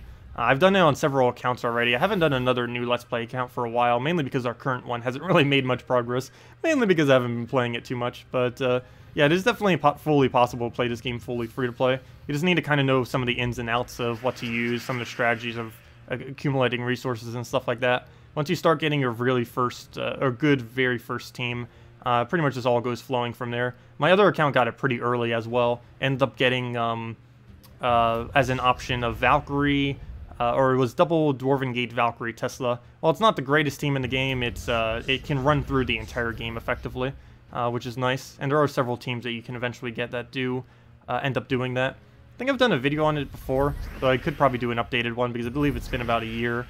Like things that are teams that you can get that are not the most expensive, that tend to use one legend normally, but once you get it, you can pretty much run through the entire game with that team and be perfectly fine. Dragon Soul's a pretty good, one of the pretty good ones that you can get pretty early too, and it soul farms for you too. You basically use any team with Dragon Soul, or probably one of the more common ones I should say, but you basically build any team around a Dragon Soul and then boom, there you go. You just ran through the entire game with just that. Plus you get soul farming, which saves you time in the long run. Always really good as a newer player too, to always have something on your team that always gains souls, whether a Valkyrie or a Dragon Soul, or really just about anything. Even a Banshee would be okay, though not the greatest of options, but always nice to have something because it saves you time in the long run, especially if it's a troop like Valkyrie that doesn't waste you any time. Valkyrie and Dragon Soul are normally the most common too, because they win at, they don't waste you any time. Like something like a Banshee might waste you time, something like a White, even though they gain souls, they might waste you some time in battles because they're not the best of troops. Gorgotha, Dragon Soul, KrissTigger, game over. Yep, pretty much. Pretty much, that's all you need. And you can put the event troop behind it and you're good to go. Unfortunately, in that case, it does require 3 legends. I was mainly referring to teams like a Dragotar, Dragon Soul, Dragon Hero class, and one other troop. As things like that, which are lower rarity stuff that are a little bit easier to obtain. But yeah, there are plenty of triple legend teams that can run through the game, that's for sure. You can almost just randomly pick 3 legends and just kind of run them. There's a lot of legends that are better than mythics too. Some mythics are so niche that they have no purpose at all, and they just don't really work. Whereas most legends tend to be a little bit more general in what they could be used with. Alright, we'll go throw this down. Get that down. Again, Infernus, you can use them in pretty much any team, doesn't matter. It will work perfectly. Oh, never mind, he's a mythic. That's a bad example. I was just saying that for how legends are. But yeah, more legends are versatile than what mythics are for the most part. You also have to put into consideration trait stone costs too. Epics, legends, and mythics have ridiculously high trait stone costs. And relative to their usefulness, epics have the most expensive traits. Even though mythics and legends are technically more expensive, the amount of value you get from epic troop traits is horrible. Absolutely horrible. I have no clue why they have it so horrible, but they are. They don't have any unique traits, so you're spending this ridiculous amount of resources for non-unique traits that are no better than anything else. The only epic troops that are really worth going for are things like Mercy, which have Empowered, and actually that's about it. Pretty much Mercy. I'm actually using her right now, actually, in first slot. It's about one of the only few epics you'll also really see me using for the most part, unless I'm using a more budget team, or Azura, I guess. Azura's actually pretty decent too, and Rowan. Okay, I shouldn't say that she's the only one, but she's the only one, realistically, that when fully traded is actually good. All the other ones gain almost no value when fully traded. Even Azura barely gains any value whatsoever when it reaches max traits. Anyways, we'll get a, yeah, we'll get that convert. I need to get that dead just in case it misses. there's a chance that it hits those 2 slots and it then doesn't kill it, so I need to make sure it dies. And that's match, or almost match. Yeah, we'll need one more cast in there. Luckily, we get all of our mana back, so that's match. Even got a skull for free. Yes, Gorgoltha, KrissTigger, Dragon Soul KrissTigger is still extremely viable. Not as viable as it used to be, but it's still really good. I personally don't run it because there are things that are quicker and slightly stronger, but no, you can definitely get away with it. Where should I go put it? Let me go put it all the way down here because I'll be replacing these in a couple hours anyways with whatever the event troop stuff is. So let me go and, yeah, we'll go do it real quick. I don't see why not. Gorgoltha, double KrissTigger, Dragon Soul. It's been a while since I used this. It's been a really long while since I used this. Dragon Soul. And there we go. I guess we could technically go put a, what's its name in the back too. We could go put a Glitter Claw there or something. Anyways, we'll just stick with this. Stick with the classics. And we can either go all-in Dragon Soul or all-in Gorgoltha. I think I'm actually going to go in all-in Gorgoltha this time. Normally I would go all-in Dragon Soul, but I don't think many people are using Scions as compared to before, so we can get away with brown-yellow. That was one of the whole reasons, too, why I did the whole into Dragon Soul thing with this team. That, and you would normally take a purple anyways, like we will have to right here, simply because we need it for Crystallize. So we're going to go take that. Try for a brown. Didn't get it. He'll get a bit of mana there. Luckily, in us taking purple, he gets a little bit less, but he's going to get pretty good Infernus there, but let's get the last little bit of our mana. And there we go. Okay, so we're going to move that down, get a nice Gorgoltha in here. He's going to get a lot of mana. Oh, he's using the team. Really? I didn't even notice that. He's using the team I was just using in a different order, though. A little bit of a weird order, but yeah, he's using the exact same team. It's funny. Just in a different order. Oh, good thing he missed that. Wow. Okay, I got to get rid of those yellows. That is way too tempting. Look at that damage. And we still get an extra turn out of it, too. Okay, we'll go move that. Get that going. Move the purples because we can. Move the yellow because we... Wait. Yeah, we still move it. So move that. Take away the blue. And I believe that's an extra turn too, so perfect. And there we go. Okay, we'll throw Dragon Soul into it. And that's match. As you can see, it's still viable. It just beat the exact team we keep invading with. So it's strong enough to take that out. That's still good. I just don't personally use it anymore. It's still definitely really viable. It's also a really good team if you need a random fourth. Like if the event is, say, use X troop in your team and get X resource, this team is really good for it. You go Gorgoltha, KrissTigger, Dragon Soul, and whatever the event troop is, you put it in 4th slot. Still one of the better teams for doing that, even though I haven't been showing it as much. But if you do need something, once you get that triple combo, works really well for that. But yeah. Yeah, still a really nice team. Still a lot of fun to use. Just don't really use it as much lately. Actually, how many more kills do we need right now anyways? Oops. Whoa, what just happened there? That was a weird delay. Let me go under event, and how many more do we need? We need about 50 more, 53 more kills, and we will reach the 120 gems that we need. Hello, Red Devil, welcome. Yes, I know, we need a replacement for our guild. I mentioned it earlier. Yeah, if anyone is interested, we do have a spot left, so let me know. Our guild requirements are 1 million gold, 1.5k seals, and being able to participate in all of the game modes, like the new ones of raids, invasions, guild wars, all the standard stuff. But yeah, if any of you are interested, we do have one spot available, so now's the time. If any of you want it and can do the requirements easily. And we're normally doing several dozen legendary tasks per week as well. Even if I don't normally show them on stream, I do open them. We are getting them. We'll go through the... what do I even need here? That's not work. That's not work. That's not English. That doesn't work. So we'll go and throw the Infernus here. Get that going. Yeah, there was someone in the last stream that wanted it. I don't think he's here right now, though, which is kind of funny. But yeah, I do normally do it first come, first serve most of the time. We'll just go through the Infernus. And he didn't email, or I mean, he didn't message me on the forum either, like I was mentioning earlier. I don't think he did. Let me double check. That'd be a fail. Let me double check. No, he didn't. Salty finally got back to me, though. She said she was really busy last week, which is why she wasn't able to get in contact with me. Apparently very much so, because I messaged her like 3 times. And she just got back to me after 1 week later.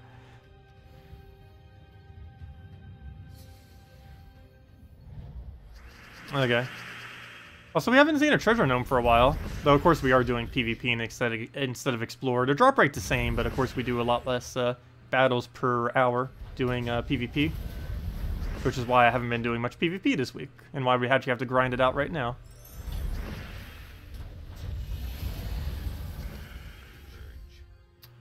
Yeah, we probably do around 20 legendary tasks. I haven't been keeping track of the exact number, but that does seem about right. I used to keep track, but then I just kind of gave up with it. Kind of tedious keeping track of it every single week just to see how many we get.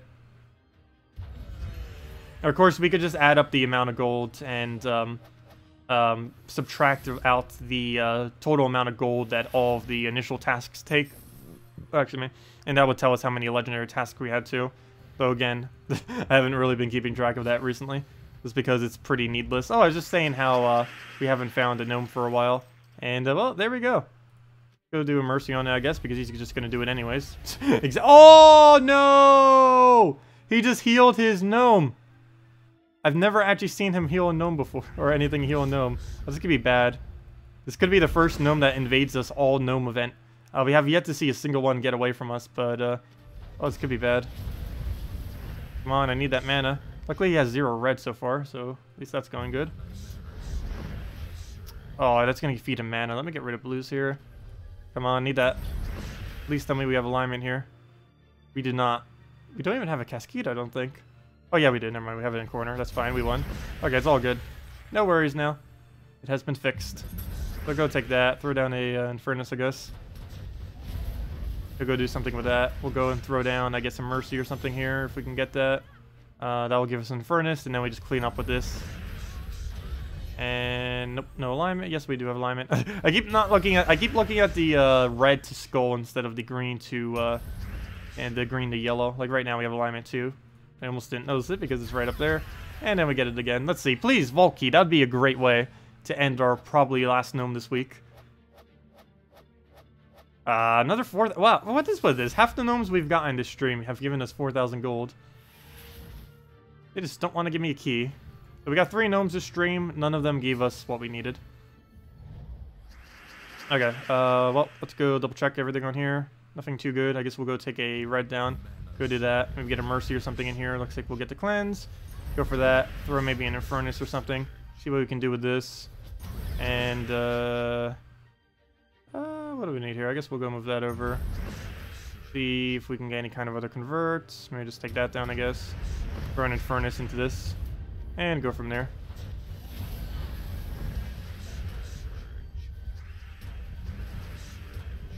Okay, we got a convert up there. We'll do that on the brown.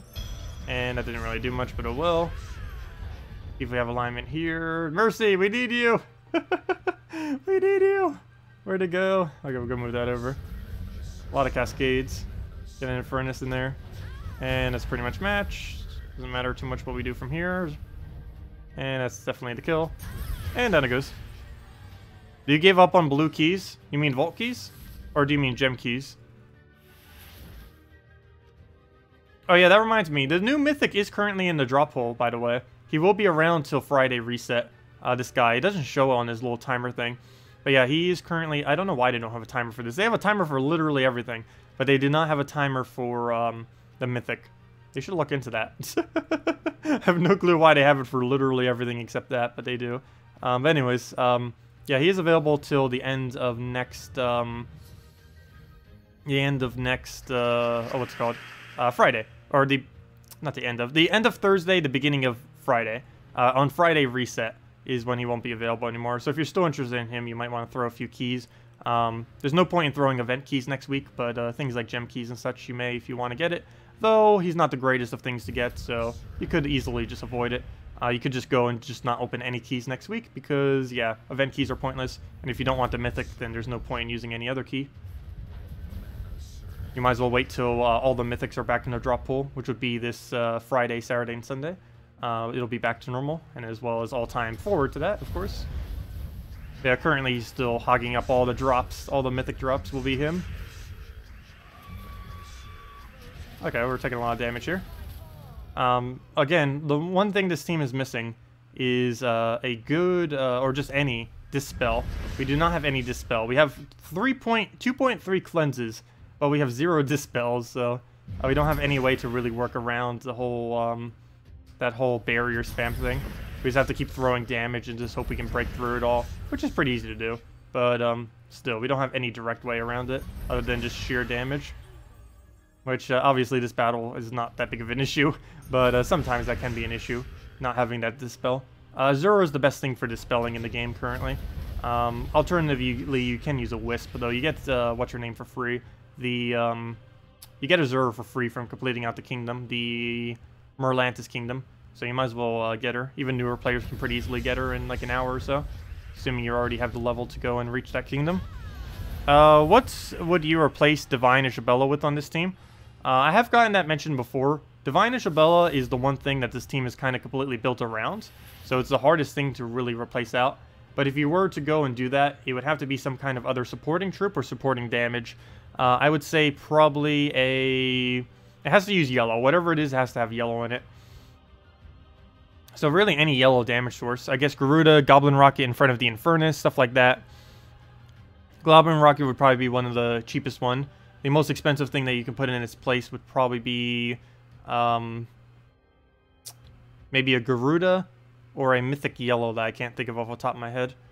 But yeah, basically any yellow with high damage output. And if you don't have that, simply put do this team and put a Goblin Rocket right there. It gives you extra red, and whatever it is, must use yellow.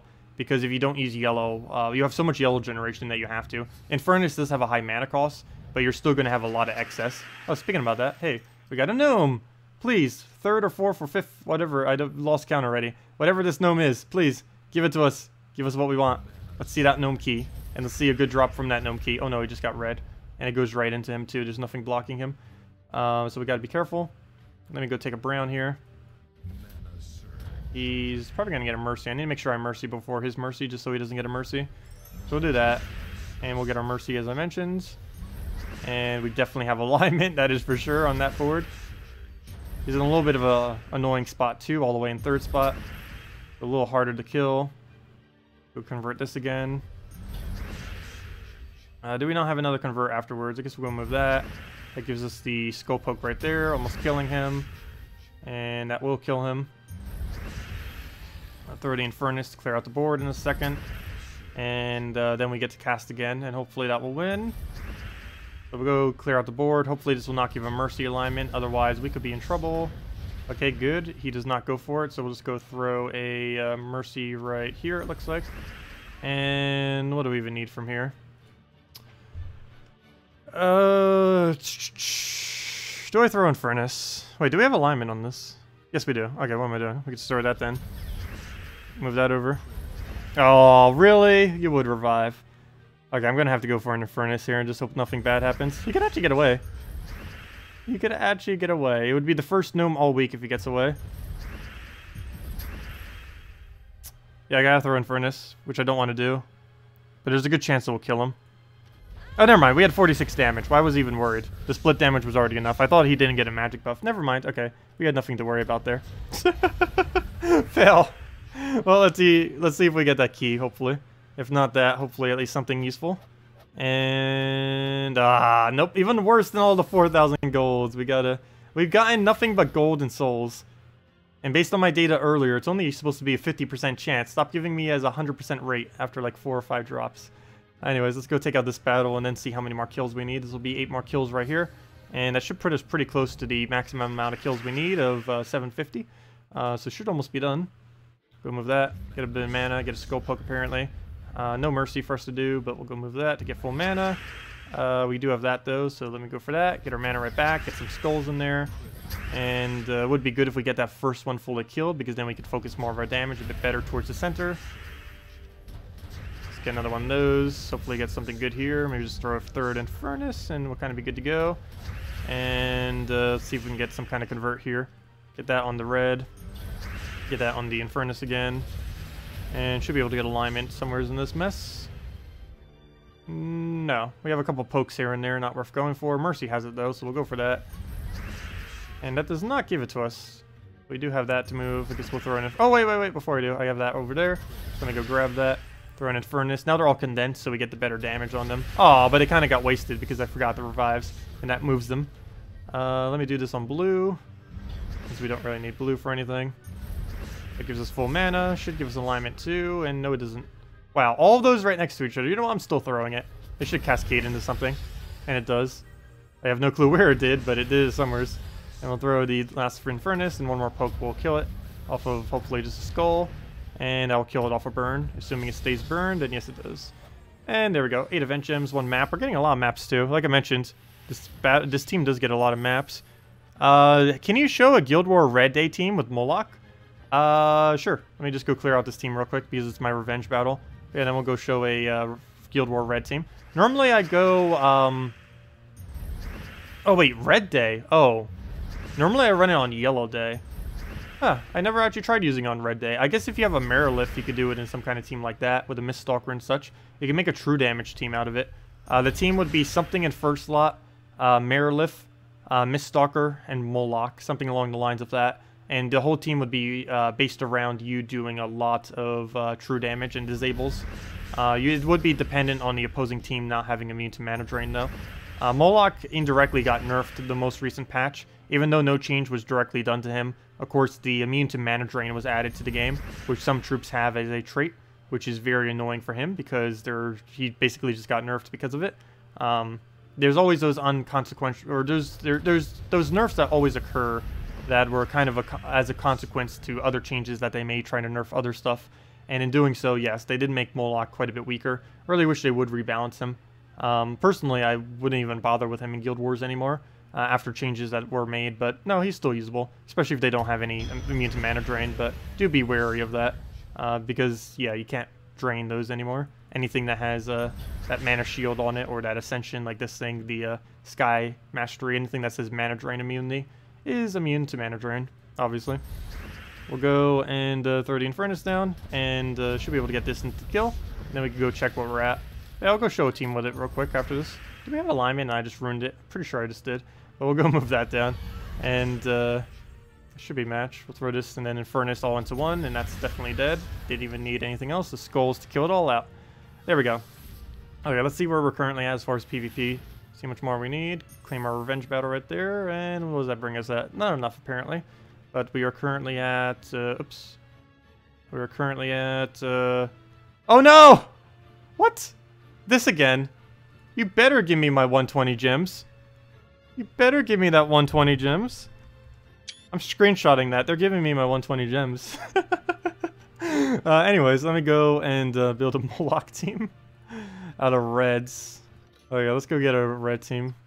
Oops, that's not what the team I want to replace out, because I need that for tomorrow. I don't know why I have it on my suggested team slot. If I want to save it for tomorrow, I should probably have it all the way at the bottom. But anyways, Ragnagord, Moloch, Merilith, and I guess a Miststalker, or unless you have a red-purple something mythic. Actually, I don't even know if that color exists. A blue, red-purple mythic. Oh, it does. It's deaf, though that's not worth using, so I guess we'll just go Dragon Soul, or we could go Miststalker, or we could go with Summoner.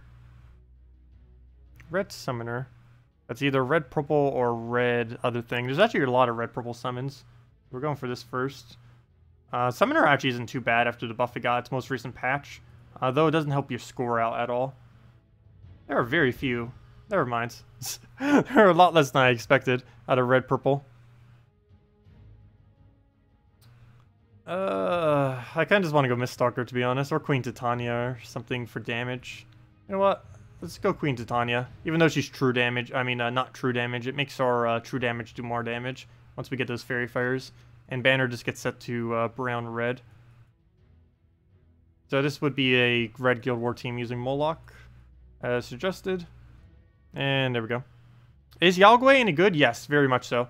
He is still available in keys for 5 more hours in event keys if you want him. Him and, what's his name? Yeah, his name. Emperor Liang is also around if you want it, though it's not as useful. It was pretty good in raids this week, but now that raids is over for this week, not really as needed to go again. Oops, I completely forgot. Scions still exist. I was like doing that. It's like, yeah, we have immune to mana drain. No, we don't. Also, alternatively for red days as well as green days, Dark Maiden first slot's actually pretty amazing because Dark Maiden has. Oh, really? He got his mana up before we get to do anything, of course.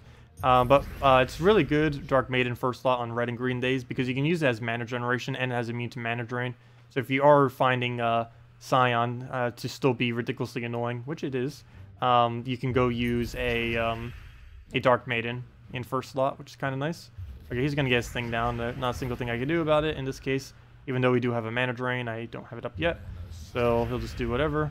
Go take that brown, take the red. Also, nothing on his team has immune. Oh, really? We didn't even get to do another turn yet. You just like double take into an extra turn and do all that. We'll go take a red here. We can finally get going, though by the time we get to go going here, it doesn't even look like we'll be able to get much out. Luckily, we got a really nice Cascade. We're going to be able to make our site come back now. Again, I opted to not get a Summoner, so that's a little bit bad in this case because, yeah, we have no way to replace out our front line now, who's about to die any turn now. So we'll go for the Mirror Lift there. He's going to poke us. Actually, he's going to double poke us because he just loves being annoying this battle. We'll go for the Moloch there. That'll be enough damage, not only from the boost ratio, but also from the Fairy Fire. And got a Queen Titania. We don't have enough reds for it, but I need to throw my mana, so we'll go for that. Could also, alternatively, if you don't have that, use a Miststalker. Would still be perfectly fine. You wouldn't have the Fairy Fires, but you would have the really high single target true damage. And his entire team is basically based around the Mayorlift attribute, even though you asked for a Moloch team. This is basically a Mayorlift team, not a Moloch team, but it is still Red Guild Wars with a Moloch. So same difference. Well, not much we can do off this board. I want those greens, but he gets brown. I guess I want them so bad I'm actually going to give him brown. So he'll get that. Oh, you've got to be kidding me. Can this guy get any luckier? Luckily, this isn't real Guild Wars. Also, personally, I wouldn't even bother using Moloch in Guild Wars anymore. I never even used him to begin with other than on Yellow Day, because that's the only day I personally found him to be worth using. But, yeah. Unfortunate. It's like, let me go show a red team. It does. But yeah, for the most part, I'm not a huge fan of Moloch anymore. I've used them some in the past, and I don't really use them anymore because of the nerf you most recently got. But, something along those lines is what you would actually use if you were to use a Moloch team, unless you wanted to go with some of the heavy hitters, like Infernus and stuff like that. But, assuming you are on a budget and that's what you have, that would end up working. What about Divine Isabella? Replace out Divine Isabella on this team? What team were you referring to? This team? I don't know what team you're referring to with that. Yeah, anything that has a lot of Divines on, you could definitely put a Divine Isabella on it. Please drop 2 diamonds. No, I do not want to see a gnome dropping 2 diamonds. That would be horrible. That would be absolutely horrible. Anyways, let's go back to, not that team. Also, actually, let me go to this team. People keep mentioning Yalgwei. Let me go use a Yalgwei team. This is my favorite Yalgwei team at the moment. It's also pretty cheap, minus Queen Titania. It's a rare him, which the team is based around. And then your final slot can either be a second one of him, or Queen Titania, or Goblin Rockets, or I don't know if we can really get much cheaper than that. Goblin Rocket's already pretty cheap. If we're getting down to the tier of Goblin Rocket, it can't really go much cheaper than that on most of these teams. I know it's an ultra rare, but it's really good value ultra rare. What do we need here? I forget what he even converts. He converts all purple to red. Until I haven't used them for a few days. What does he convert? We'll go do that. Get that over. What do we need? I guess we go put a bunch of reds on the board. I'll also make it easier for us to have red to purple alignment. Case in point. Go get some damage in. It also allows us to now move to our next double shot target and then dead. But yeah, he is really, really strong. He still has 5 more hours of 20% stats. He's still amazing even without 20% stats though. But of course he wipes like crazy with those 20%. Yeah, definitely highly advise getting a copy of him. He's a lot of fun. He's still in the vent keys for like 5 more minutes too. It's perfectly fine if you don't have him. There are some other troops that can kind of be used like him. But he does have a really high damage output. He's also kind of interesting with his reduction that he has. He steals 8 magic total, 2 from 4 troops. And that can be pretty useful against troops that are really magic dependent. Unfortunately, what we're up against right now is not magic dependent, especially him. He doesn't need any magic. But we'll go through this down. Oh, this better not miss. Could you imagine if we missed that? Oh, that would have been horrible. That would have been absolutely horrible. It's a really bad idea to be using red spam when we're actually up against a bunch of gnomes, or possibility of a bunch of gnomes. But I just want to get rid of red here. You know, I'm just gonna play it safe. Let's kill him now. And down he goes. And we should be able to get this down somewhere. Looks like I'm brown, so we'll go get that. I'll go move this and then do a bunch of reds. Go get all the mana we need.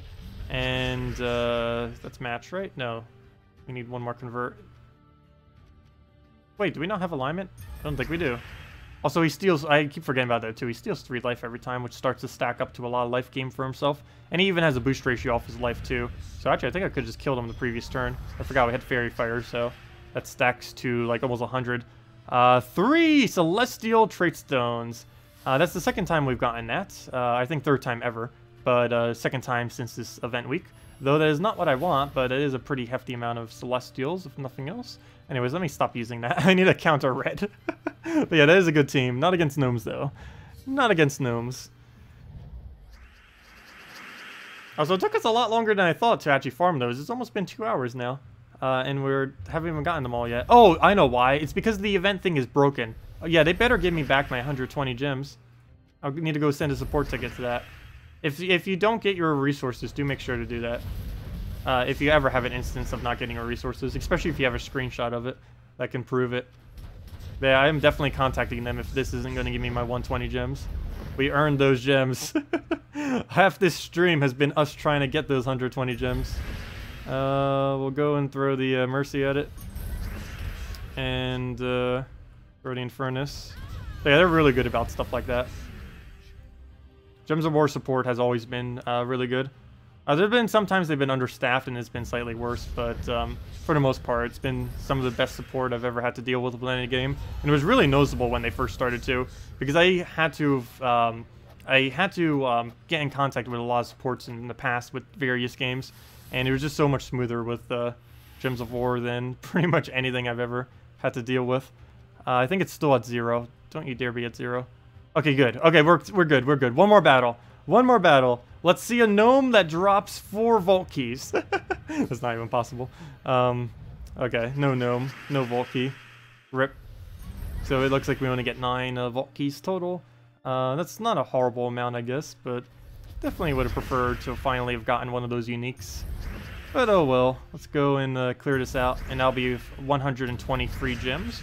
Not necessarily free. It took us actually a lot of battles to reach that.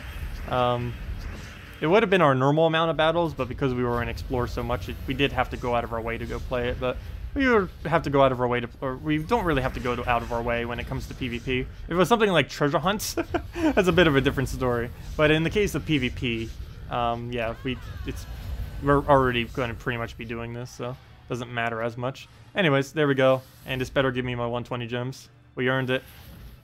See that 120? Let's go skip past all this, go over here, and that should... Oh no, that's our defend reward. Actually, we hit like 3 or 4 defend rewards during all of that. And let's go claim our event thing. And... you guys saw it! You guys saw it! I don't need to take another screenshot, but rip. Okay, hopefully if I play another battle, it'll fix itself. Or maybe if I exit out of the game and then go back in. It was 2 kills away, and then it's like, nope. Oh yeah, that's definitely a support ticket right there if it doesn't give it to me. Give me my gems. Go throw a Infernus there. I better be blinking when we come back. We'll go throw a thing right there. Get an Infernus down. But yeah, if anyone has any... oh, just reload the game and it'll be good. Yeah, that'll probably be what I do if it doesn't happen after this battle. But if anyone still has any questions, please feel free to leave them now. Otherwise, we won't be back till tomorrow night, same time as always. 2 hours prior to now tomorrow at 8 p.m. Eastern Standard Time. Of course, we'll be going over the event thing in the morning as well and all that good stuff. Because, of course, tomorrow is the first day of first day of invasions. So we have that to look forward to. I believe it's pretty similar to invasions. I mean... it's pretty similar. I keep mixing them too. It's pretty similar to raids, except instead of 1 big boss, you're up against 4 kind of minier bosses in a way. But yeah, we'll see exactly what it is. Of course, we won't know for sure until we actually see it. But yeah, we'll just have to see what it brings. I will be doing some prior, similar to how I did this previous time as well. I'll be doing some prior just because I want to get a feel for the game mode before I kind of go and summarize the game mode, even though I kind of have already summarized it many times already over. But I do want to get a good feeling for it, just to kind of know what to expect, so I can mention it in tomorrow morning's video as well. So you're going to see that I have already done some of the battles when we do that video. So like tomorrow night will not be the first time we've ever played it. We already have played it just a little bit prior to that. Okay, we'll go and what do we even need here? Let's get a Mercy, I guess, or something. Yeah, we have it on blue, so we'll go for that. Go throw this down. And should be able to wrap up most of this with this cast if we have an extra turn off of it. And I think you just helped us get an extra turn off it, so thank you for that. And now once go poke into Infernus. You could only have the attack value. We did not have enough. We'll go for thorough, I guess, Infernus here. And there we go. Nice wipe. Hit like the exact things we needed it to hit. And show me the gems. And if not, we'll restart the game. And then it better show me the gems. Let's see. We'll go click back here. Boom. There we go. That's what I want to see. Collect. And 120 gems. Was it worth it? Kind of. That was a lot of... we did have to go out of our way slightly. But only by like an hour or so. Not that big a deal. We would have normally done this if it wasn't a gnome event week. So I would probably be around 1,000 event gems or so. Probably even more if this was a non-gnome week. Of course, we were in Explore for a lot of time, which took away from us doing PvP. But there we go. 120 gems. Definitely a pretty hefty amount of gems. That now brings us to almost all 7s. Lucky 7s. But anyways, I'm going to click past all this, and yeah, that'll pretty much wrap it up, unless I missed any other questions. Do you get a vault key? No, we haven't gotten a vault key the entire stream. In the whole 2 hours that we've been streaming of PvP, pretty much, I have not gotten a single vault key. And some of it was from Explorer too. We found like 5 gnomes, 6 gnomes, 0 vault keys. What should you do after you get all kingdoms to level 10? All those gnomes helped you level up. Once you get all the kingdoms to level 10, your main focus should be trying to get kingdom stars. Kingdom stars mainly to kingdom level 3, and then to kingdom level 5s, particularly in magic and attack kingdoms, though every kingdom in general. The easiest way to do this is look at every kingdom classification and see how many of your troops you have in it. Then find which kingdoms you have the most amount of troops in, and then try focusing up on stars. Basically, to get things up on stars, what you'll need to do is fully level everything to its max level that you can, based on its ascension. Then after that, fully trait every common, fully trait every rare, get the first trait on every troop, then fully trait everything that's actually usable in the kingdom, like if it's like a legend that you're going to be actually using, or a mythic that you're actually using. And then you should be at 5 stars. Somewhere's in all that mess of doing those upgrades, you should be at 5 stars. Depends on how many troops you have in the kingdom. You would want to wait until about 10 to 12 within the kingdom, though if you have even more than that within the kingdom, those are definitely the ones you want to start focusing up to 5 stars. But yeah, basically just doing those. Open chests, we have currently nothing we need to open chests for. Gem keys, I'm saving for the new kingdom or new mythic. I believe the new mythic will be coming first. The event keys I'm saving for whenever a new legend from event keys comes out. I'm not sure when the next one for that is, but that's what I'm saving it for. Glory keys, I'm saving for new kingdom. Gold keys, new kingdom. Guild keys, I have no clue what I'm saving for these for at this point. They said they were going to change these things drop pool like 9 months ago. They said about 9 months ago they do it in 3 months. And now it's been about 6 months, 9 months, however long you want to say. And they still haven't done anything to these yet. So I've been hoarding them like crazy in case they ever do. I currently have almost 4,200 gem keys just sitting here. Even though they're not called gem keys, they have the exact same effectiveness as gem keys. If you have level 40, or if you have max chest, 40,000 seals in your guild. So yeah, we basically just have a gigantic horde of gem keys just sitting there doing nothing. We will be using them eventually, but at this moment I have no key I actually need to open. But no worries, we will be doing key openings in the future. Tomorrow I also have no need to open keys because the event week next week is useless. The only thing you can get from it is basically Behemoth. The things that are available in event keys for any of you that are interested, though it's not worth going for, but for any of you that are interested. Also keep in mind, the new invasion troop will not, repeat, it will not be it will not be within the event key drop pool. So the things that will be in the drop pool is the new ultra rare that's coming out, Behemoth, which is the legend of this kingdom. It's just a small AoE into an impervious plus high HP gain. I think Claw Dancer is, I forget what rarity it is. But Chimera will be, it's basically an early game troop, don't really need it. Finley, it's a really dead content troop that doesn't really get used anymore. Raksha will be in the drop pool. Salamander, completely useless. Oh, Sakima. Actually, I lied. There is one good drop in here. I forgot Sakima's in this kingdom. There's a second legend in this kingdom, and it actually isn't horrible. Though the fact that Divine Isabella exists is, I would consider, slightly better than Sakima. But out of every troop that has a double convert, I consider Sakima the second best. Divine Isabella I would consider the best. This would be the second one. Mainly because it gets really high single target damage. It boosts ratios off of all the magic on your team, not counting itself. And it just hits really well. Gains additional magic off its ability. Does a nice double convert that basically what you do is you kill out first slot with your single target, and then you let all your skull spam hit the next troop so you don't waste a bunch of skull spam. Pretty nice troop to have. Is it worth spending event keys for? Maybe. Kind of forgot that she's in the drop pool. But I don't know, it really depends how highly you value her. You'd be perfectly fine if you don't own her. She's not one of those kind of troops that you build a lot of teams around, but she is pretty decent. But yeah, that's like the only thing in the event key drop pool that you may go for. Though overall, I'd say skip next week for the most part, unless you really want those two troops, Sakima or Behemoth. But anyways, guys, I'll be back in several hours with the video going over the events and the invasions as well. Don't forget, we'll be starting invasions very, very soon. Oh, how do you get vault keys? You get vault keys from gnomes, and gnomes randomly drop in all battles. Explore is the quickest way of getting to them. I just did a video going over basically everything with them during the vault event specifically.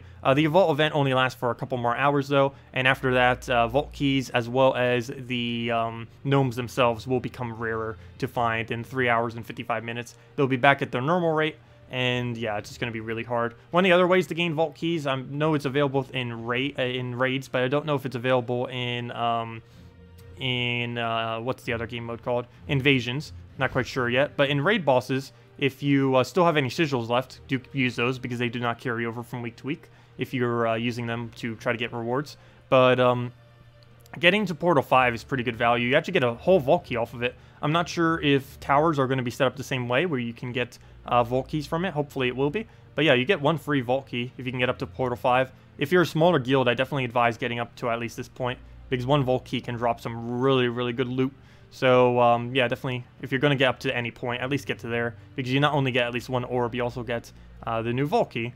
And to be able to do all of these, like I mentioned earlier, your guild on average would need to do 17,667 contribution per person, so about 18,000 per person approximately. I didn't actually have to do this that much this week, I don't believe.